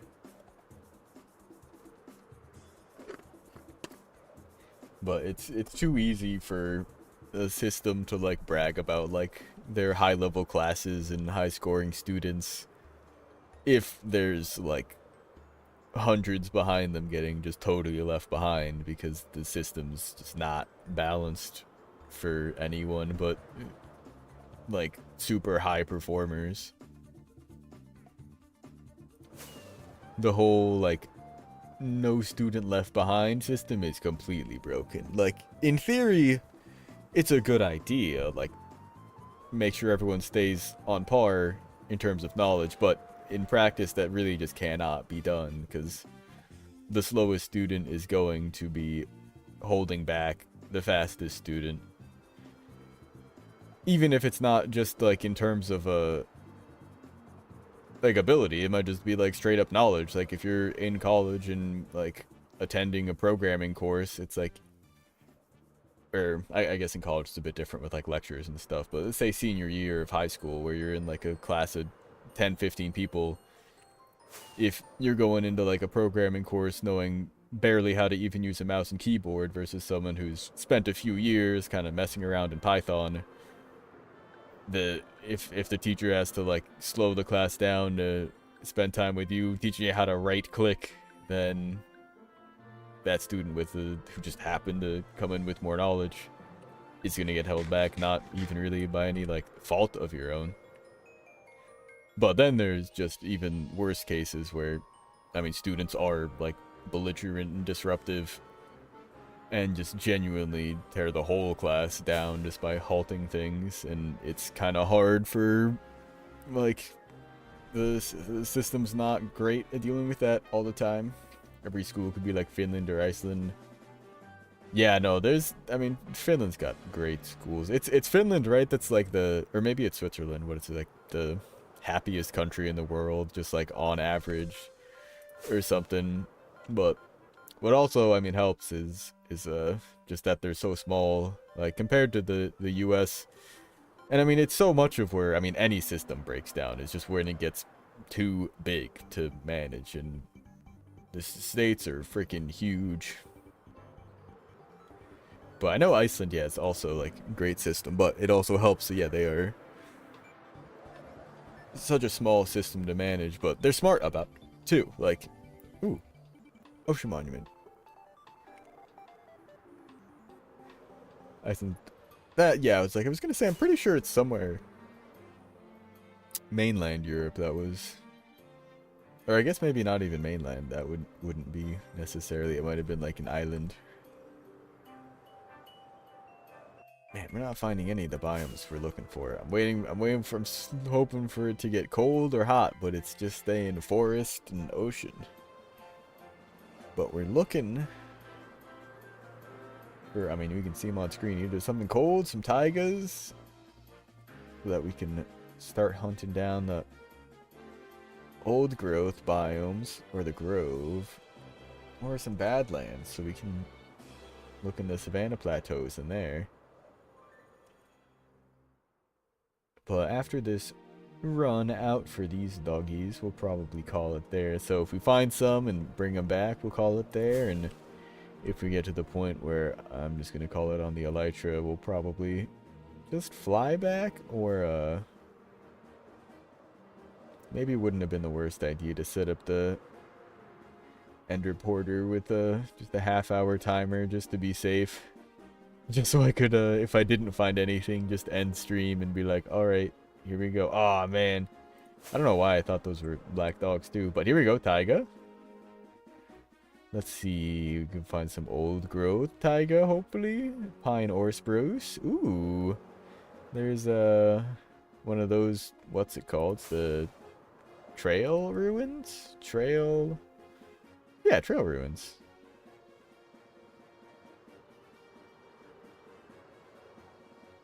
Let's see. Oh, damn, lots of taiga. Okay, we'll see what we can find.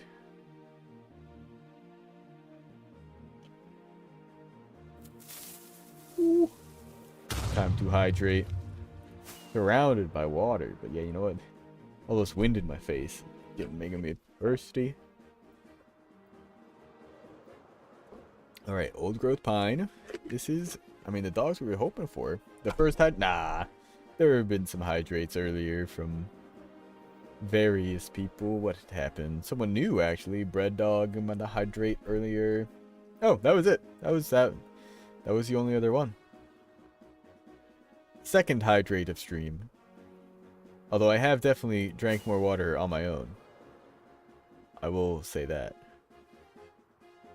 This is the first mandated hydrate, I guess.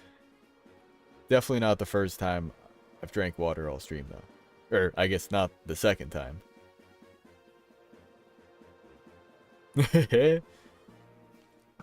You're not the first one to say that / try that. I think I just saw a wolf, but it was in the taiga there, just one of the pale ones. It might have been a sheep. It's kind of hard to tell. But, man, there's no way this is the one that we had found before. This is a pretty big biome. I really like this biome too. I've never seen one like this large.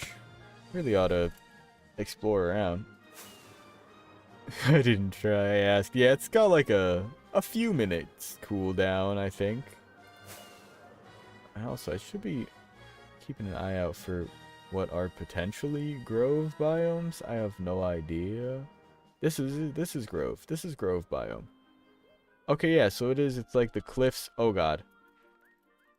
Get me out. Yes. It's like snowy cliffs on the side of hills. It's one of the rarer biomes, so this is probably going to be one of the even rarer dogs. In fact, I think the grove one is probably the one that, let me see. Yep, only spawns in packs of 1. So, I gotta keep an eye out for it. I don't see it though. Hey! Which, is, oh well, the Speedwell with another hydrate. Back to back. What? There's a cave in there. Or something. Ha. I'm drowning. Come on. You know what? I think part of the issue is I don't have the bones out. What do they care if I don't have bones and meat? Oh, you know what I didn't bring? The leads. I need the leads. I don't have string on me. Let's go some spiders. Oh, almost used the wrong one. There's got to be a couple spiders around. I need 4 string total. Oh, it's a goat. That's 3 string. Let's see. There you are. Thank you. And I've got slime to make a lead.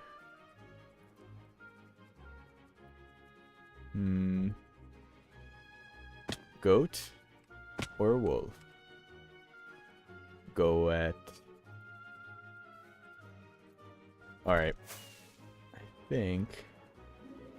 In that case then, if no wolf... If no wolf, dang it.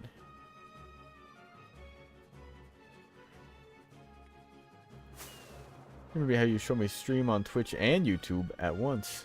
Yeah, I could probably just, send a link to the plugin that I use. I don't remember quite how I set it up in there, but it's not too hard. But that is assuming if, because what I use, it's a plugin for OBS, but I am using just like regular old OBS, like not Streamlabs OBS or anything. But if it is just regular OBS you're using, I should be able to send you the plugin I use. It's much like in regular OBS where you just enter the stream key. This just lets you put in more stream keys and stream out to more platforms. So I just have it set up to do YouTube as well. Yeah, that's right, of course, because I sent the settings over.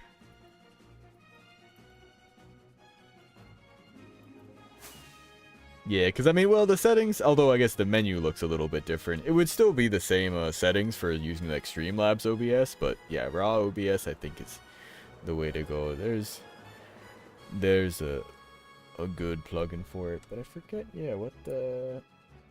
I'll have to look into the method for setting up the plugin again. Lava Lake. Come on, give me dogs. Just one set of dogs. I'm just looking for some new pals.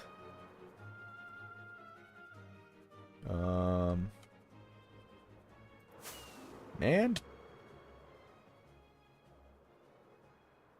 I don't think there's any dogs spawning in here.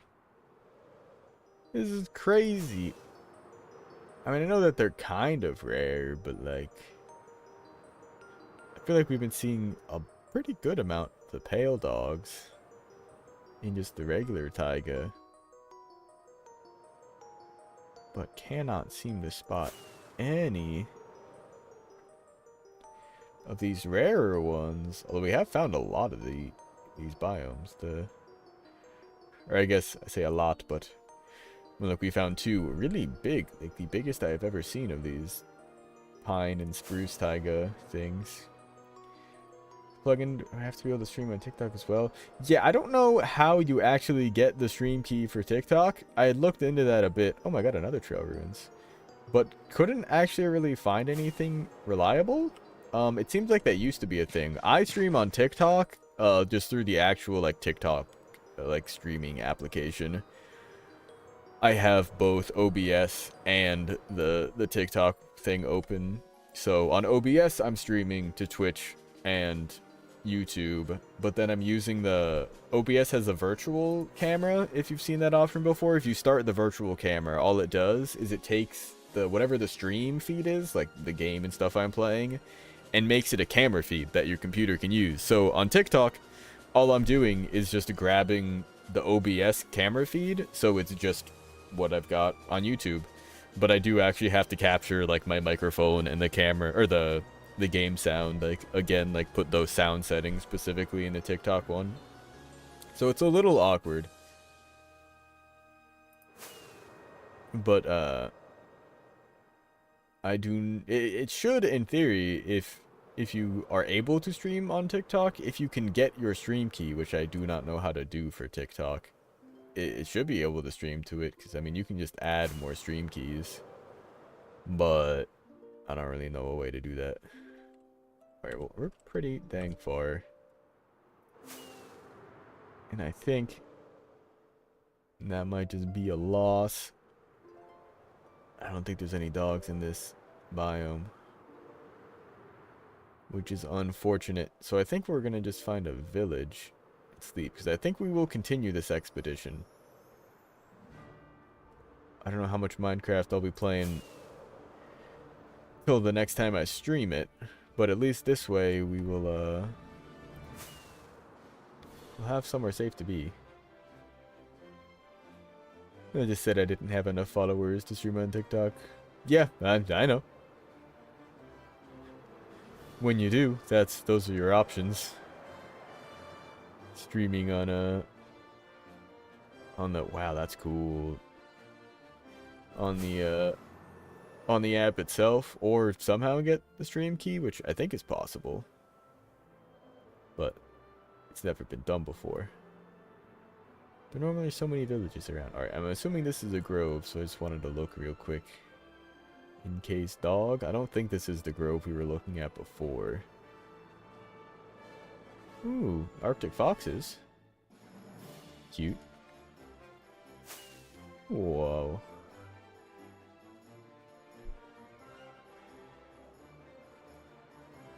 But no wolves by the looks of it. Dang. Dang, dang, dang. Alright, let's find a village, I guess. Whoa. Cherry blossoms. And I mean, I guess we can get some XP pretty easily. There will be places to find it. Man, we are out here. And I mean, my other thing is, yeah, if I am going to be playing Minecraft at any point on the server, although I guess if I'm going to be recording episode stuff, I might need to be. There we go. I'll have pairs of 2 socks come on and portal me. Her ender pearl me back home. But for now, this is somewhere safe to be. And I don't think I'm going to trade down. Debating going back to the base. Because, yeah, we definitely won't be able to fly back, but I could do the nether portal thing again. I just need to get some obsidian. But I think we're going to keep exploring from here. So maybe I do want to portal back. Hey, Gecko, what's going on? Oh. Splash, let's go. Anything good? I don't really know. The villagers don't even have anything, do they? Oh, they got 2 bells. You know what? I'm taking your bells. Don't know what I'll use them for, but y'all don't need these. You're not even real.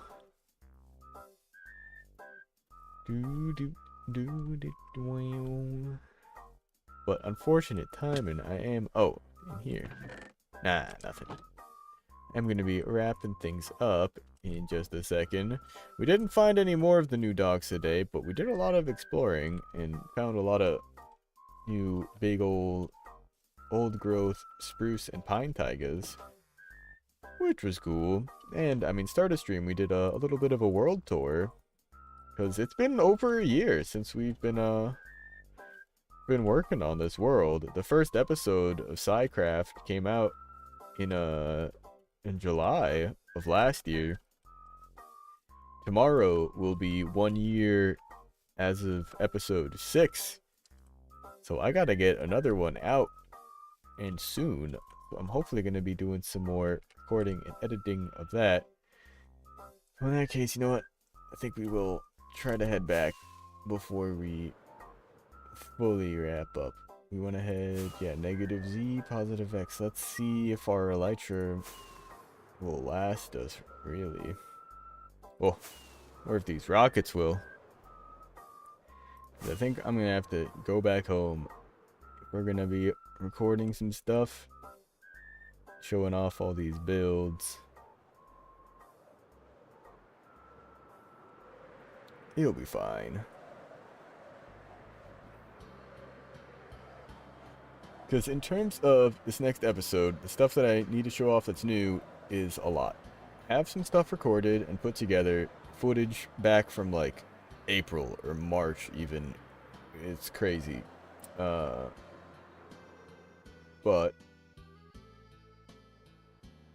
I'm gonna need to record some more.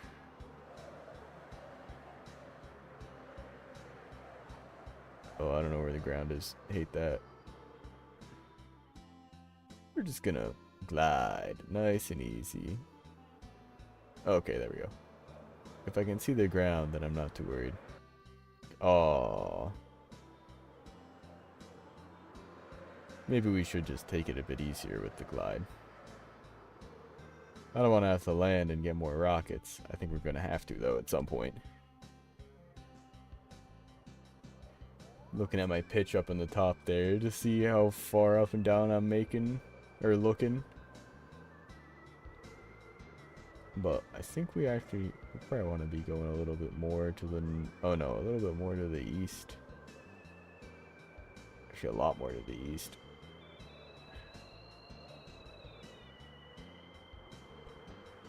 Yeah, I think we're gonna have to land at some point here. Not ideal, but elytra looking fine, and we're closer than I am thinking. Although we are gonna end up, yeah, we're just crossing over a lot of ocean here, it looks like. Ooh, coral reef ocean. But yeah, glad I stocked up on rockets. I guess let's find some land. Yeah.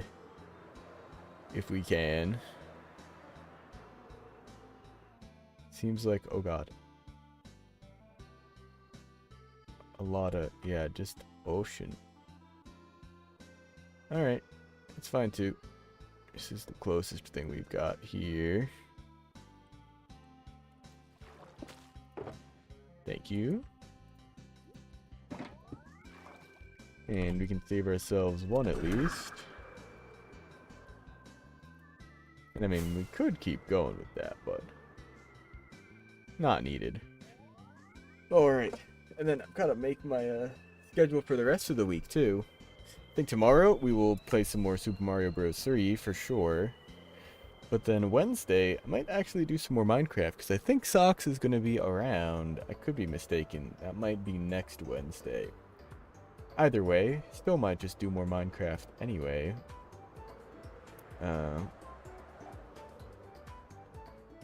Thursday, I'll probably do more Mario 64. Friday, I'm thinking about playing just some stuff on the Switch. Just kind of do a variety Switch day, play some more NES World Championship Edition. Play some, maybe play some Smash? It's been a long while. Oh, wait, there's no way. This isn't the Bamboo Forest, is it? Nah. Whoa. New, different Badlands, though. Oh. Wooded Badlands. Oh, yeah, that is what we're looking for.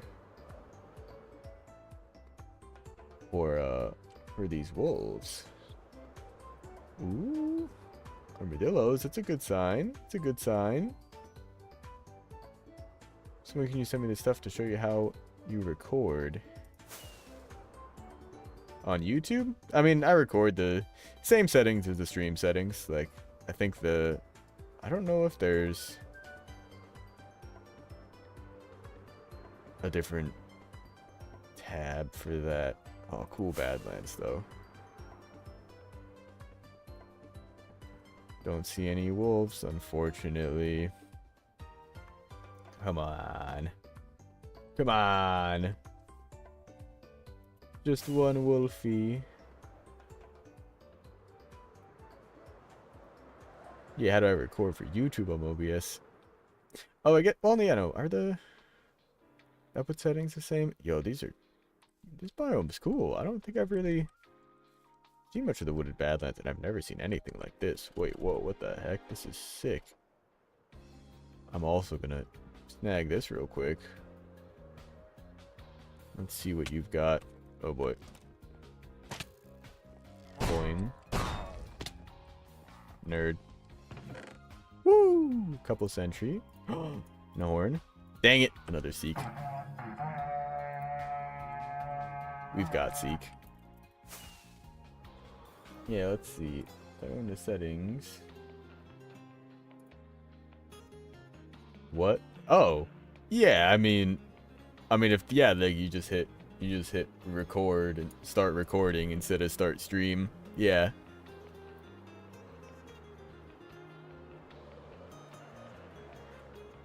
Oh.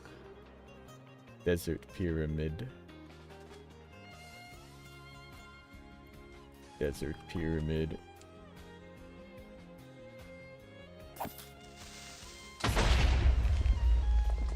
That'll do. Get rid of that. Saddle. Emeralds. Plain old golden apple. What the hell? This one sucked.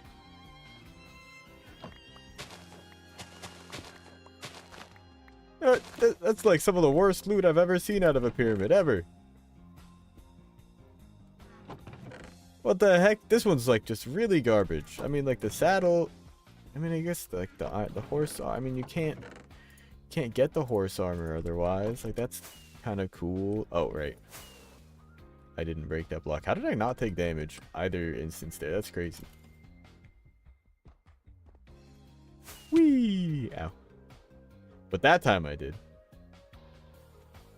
Man. Yeah, let's see. In terms of the settings, streaming, recording. Oh. Yeah. Hey, Gameflix over on the YouTube. I like your videos. Do you have any advice for a small Minecraft YouTuber? Yeah, I guess a couple things. For sure, number one thing with this kind of stuff is consistency. Is just post stuff, even if like you don't think it's like perfect. Like, get something out there, and if possible, consistently. Because I started posting in October of last year is when I really started seeing some growth. I started posting shorts every day of all kinds of stuff. Some mostly stream clips. I was playing a lot of horror games at the time, but also clips from just like Minecraft videos that I was posting every once in a while. But the videos that I was posting, although weekly, did not do as well for as like the shorts, which were pretty quick to blow up as compared to the regular like full-length YouTube videos. But it was kind of just messing around and finding something and just kind of playing around with stuff until something sticks.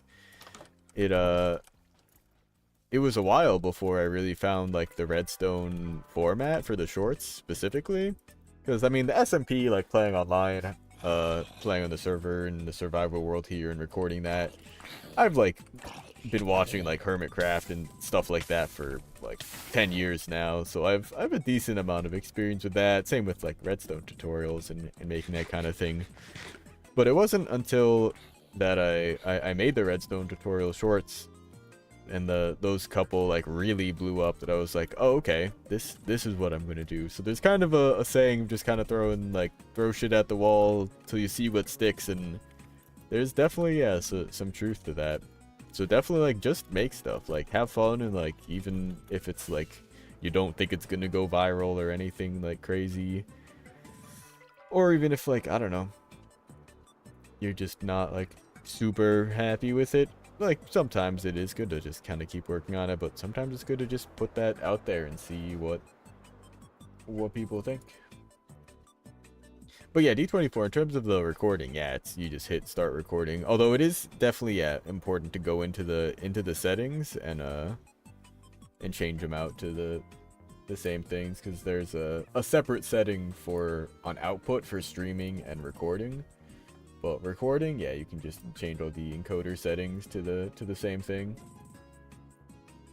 But I don't think we want to be here. Savannah Plateau would be ideal. So let's see what that might look like. Because, okay, I'm feeling hopeful. I was gonna maybe wrap things up, but these... Oh... I should have spent the nighttime gathering up some XP. You know what? I can get some XP. Whew.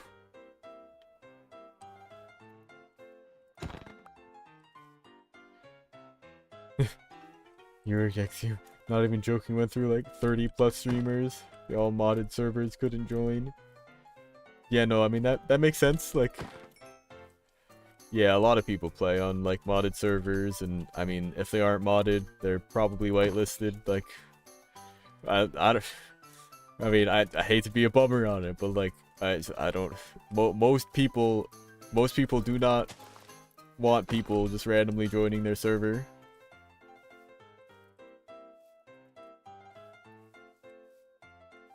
It's like, and half the people are gonna know to just like, okay, just whitelist the person, but like some other people are like genuinely gonna be freaked out.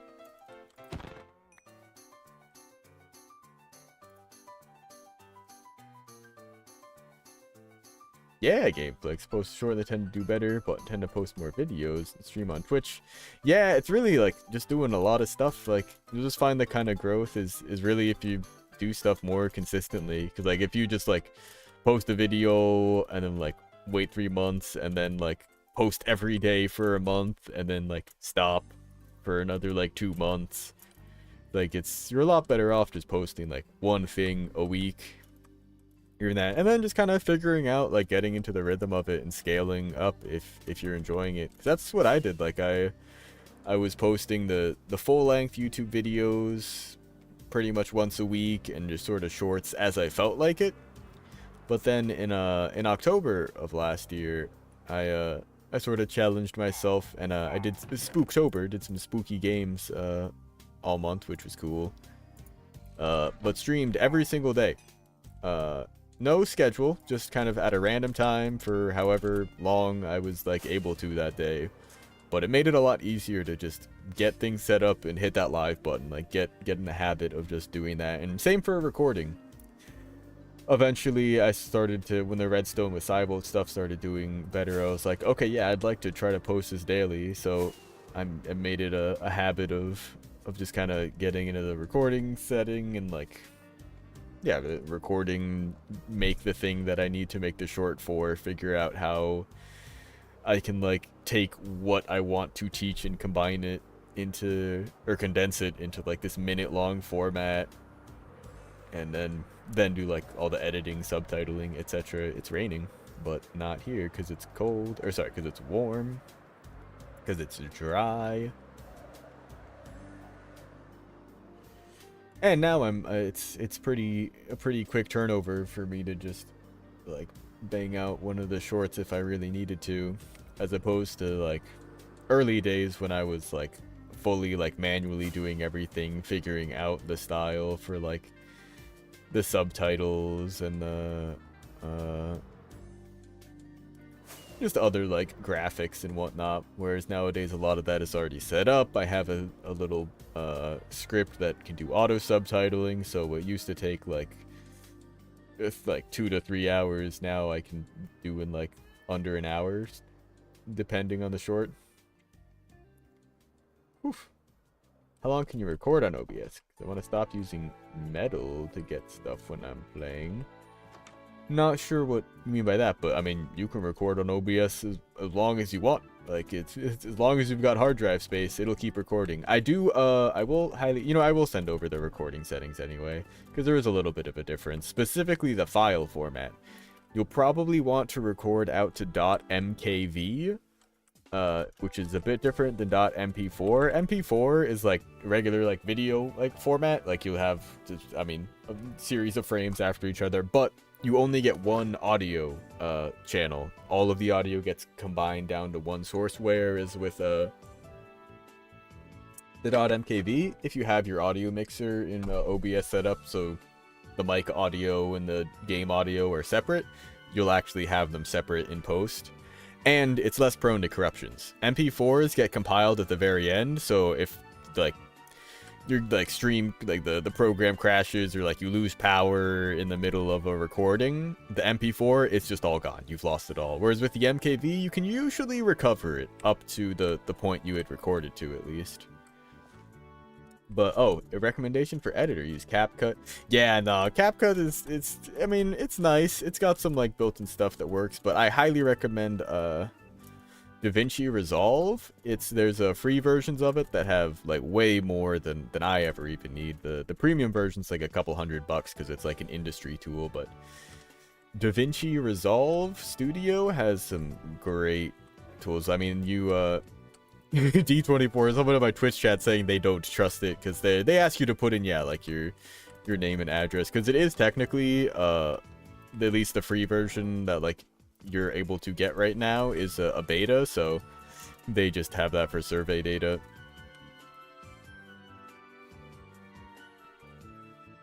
What? I mean, I did. Didn't I send the link in the Discord? But you were like, I'm not putting in my name and address, which I totally understand. But that's pretty much it. Hup. But yeah, let's see. Hup. Hup. I wonder if I send the link in the... Oh wait, actually I want to do this on the other window. If I DaVinci Resolve 19. Yeah. Oh.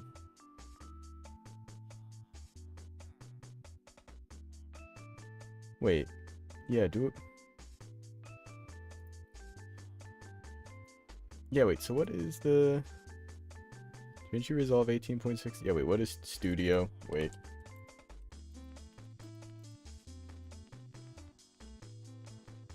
Oh, or is Studio the paid one?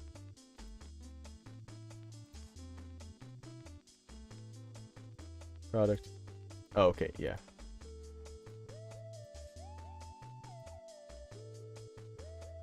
Yeah, okay, it is just this one. In fact, I wonder if I can even send it as the download link. Nope. But if I put this in Restream, will it send to both? Boom. Ah, nice. But you go to the free download, and then you download. I think it's just DaVinci Resolve 18.6. Because I think Studio is the paid version. Resolve is just the free version. It looks like there is also a DaVinci 19 public beta, but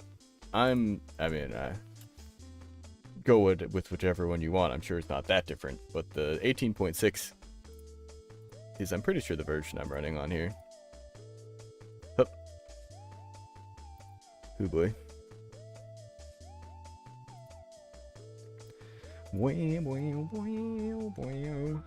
But it's fantastic for editors. There's tons of tutorials online for how to do pretty much anything in it, like from like green screen type stuff, or yeah, it's like I'm pretty sure that you can just put in whatever information, not to condone that, but I mean I'm pretty sure that, yeah, I don't think they could do anything about it or check it. Illegal? No, definitely not. It definitely would not be illegal either. It would be like maybe frowned upon, because all that data is gonna be for is just for survey information functionally. It's so that they can see like, oh, we have a lot of downloads in Germany. We don't have a lot of downloads in Finland. We should do more advertising in Finland and spend less on advertising in Germany. It's all just for metrics. Oh god. Before I die, let's go some stuff. Here, misters. I missed. Oh right, it's gonna knock everyone back. Alright, well we'll just do this the old fashioned way then. Well, maybe not entirely. It's fun. Wait, I messed it up a little bit. I messed it up a lot of it. You get over here.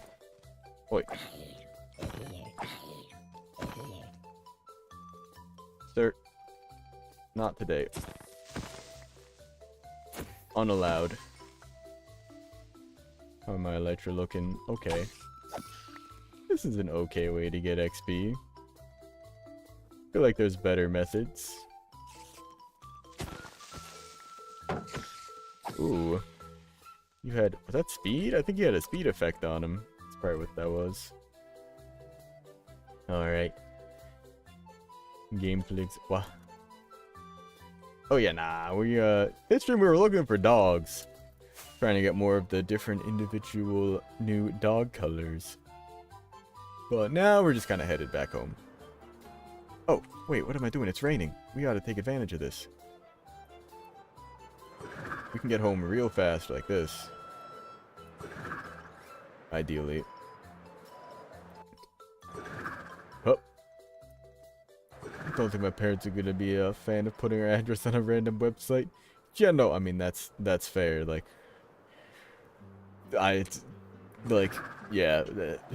personally don't think that there is much inherent risk in that. Oh wait, what are we need to go positive X.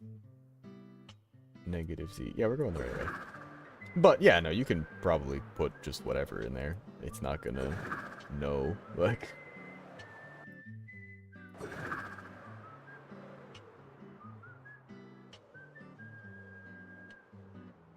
And I mean, even if like, yeah, it does not matter. Like you can literally put in whatever. I don't think they're gonna have anything check, like, and it certainly is not illegal. Like you wouldn't get in any trouble for like putting in the address of the White House for it. Like,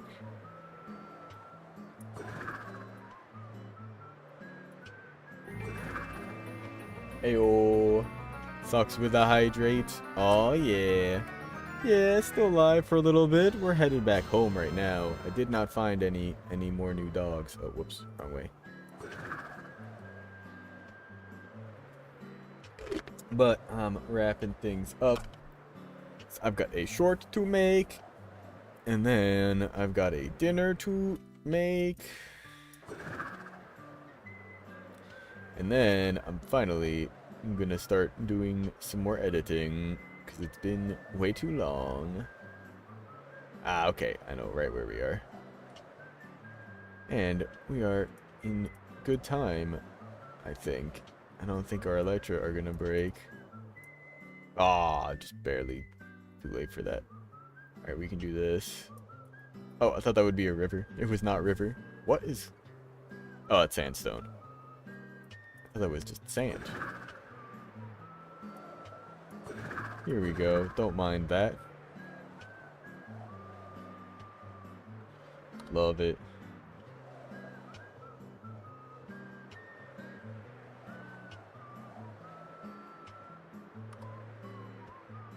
Flying. Gliding. Diving.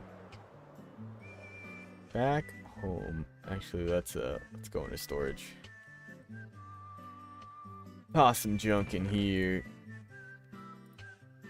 That, I don't know, we'll see if it gets sorted or not. But we've got some good stuff there. We got a few little bits and bobs. And some more sentry armor templates if we, for some reason, ever specifically want more of those. We've gotten quite a few now from the... Oh my god, we already have a lot. I think that's what I have on the chest plate here, yeah. Big fan of that one. But I think we ought to fix up these elytra. Where? Oh, it isn't here, actually. So we already have we have another seek now, right? This is our second seek. We have 2 fields, 2 seeks, and a sing. Oh, good. Project box, go there. Grab some more rockets. Grab some more rockets. Cool.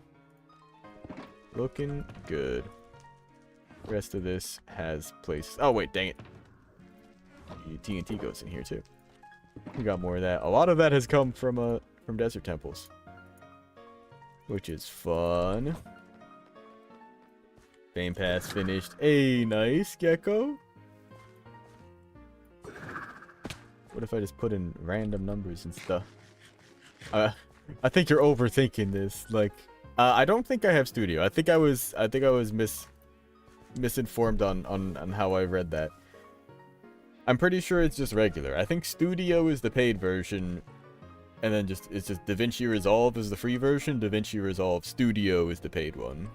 Because I'm pretty sure when I clicked on it, on the webpage at least, clicking on Studio, it was asking for a serial code as if I had bought a product, whereas regular Resolve did not. So I think you just want the 18.6 Resolve, just regular. Well, yeah, I mean, you just put in literally any address. Like, I mean, you can probably put in just random numbers and words. Like, I don't know, it's probably only going to accept a valid address. Usually they have checks for that, but like, you could probably just like find the address for like the office of like your town hall or whatever the equivalent is and put that in. Like, you probably put in like an address in the U that you could literally, like, I was joking, but like people do this, like they'll just, as a filler address, if they don't want to put in theirs, just put in like the address for the White House. Like, not like as a joke, but it's just a like, I'm not gonna put in my information, but here's a valid address. Yeah.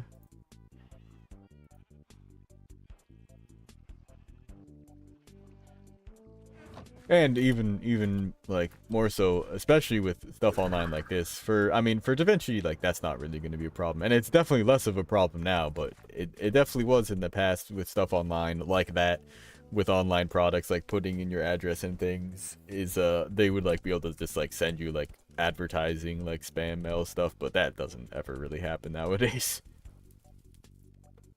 Address of a local McDonald's, yeah, that's a move. I like that. I like that. Oh, right, I was going to put the bells and stuff in here, too.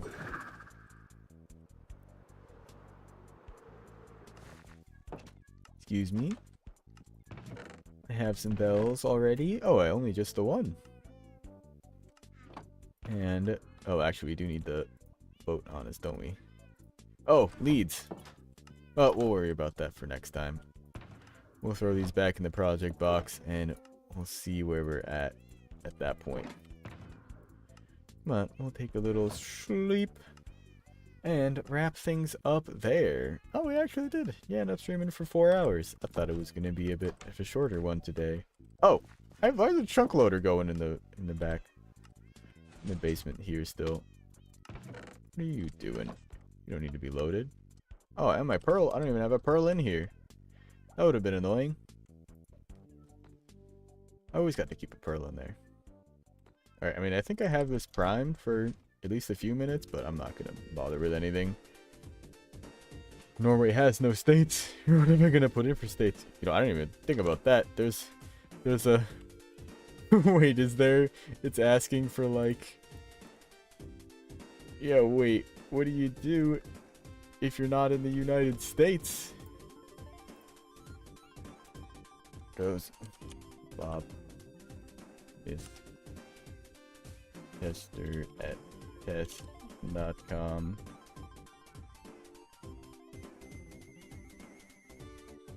Oh wait, I mean, when you pick your country, does it have... I mean, if there aren't states, then you can probably just put in like NA, like N/A for not applicable. And it's asking for your zip code too?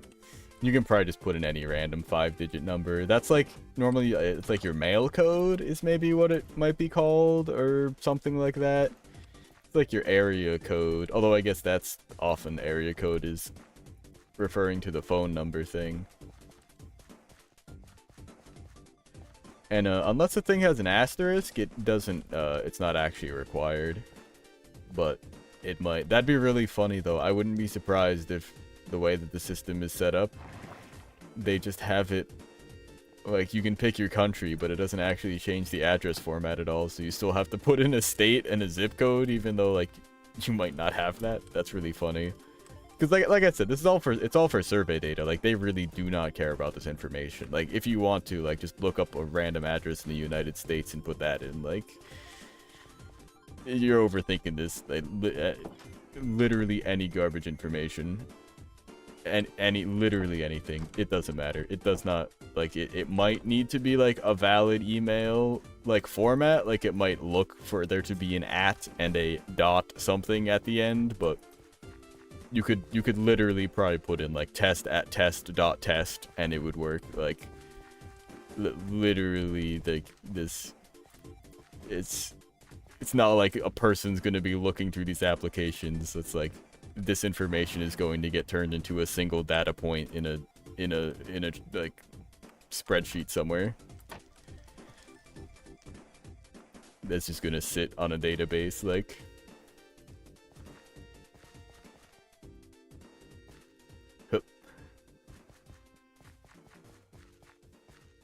It's not like someone's verifying anything, and like once you're like registered, like that's it. Like like you might want to use like you don't even need to. Like the only like reason, like maybe use your actual like email, I guess, but even then that would just be for getting like email updates about new updates. Like you're probably better off not putting in like your actual email and stuff, because then they'll like potentially just send other stuff at you, which I mean isn't like harmful, but you'll like every couple of months get an email about DaVinci Resolve stuff.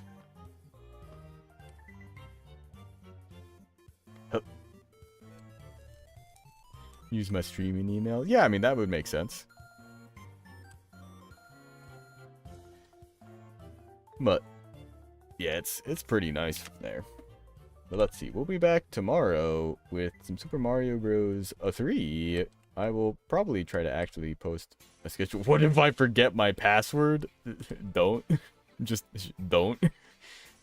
Write it down or something. Like, I don't know, man. Like, then you go through the whole forgot your password thing and recover it. These Google has answers. Well, we'll see you next time. Have a good one. Peace.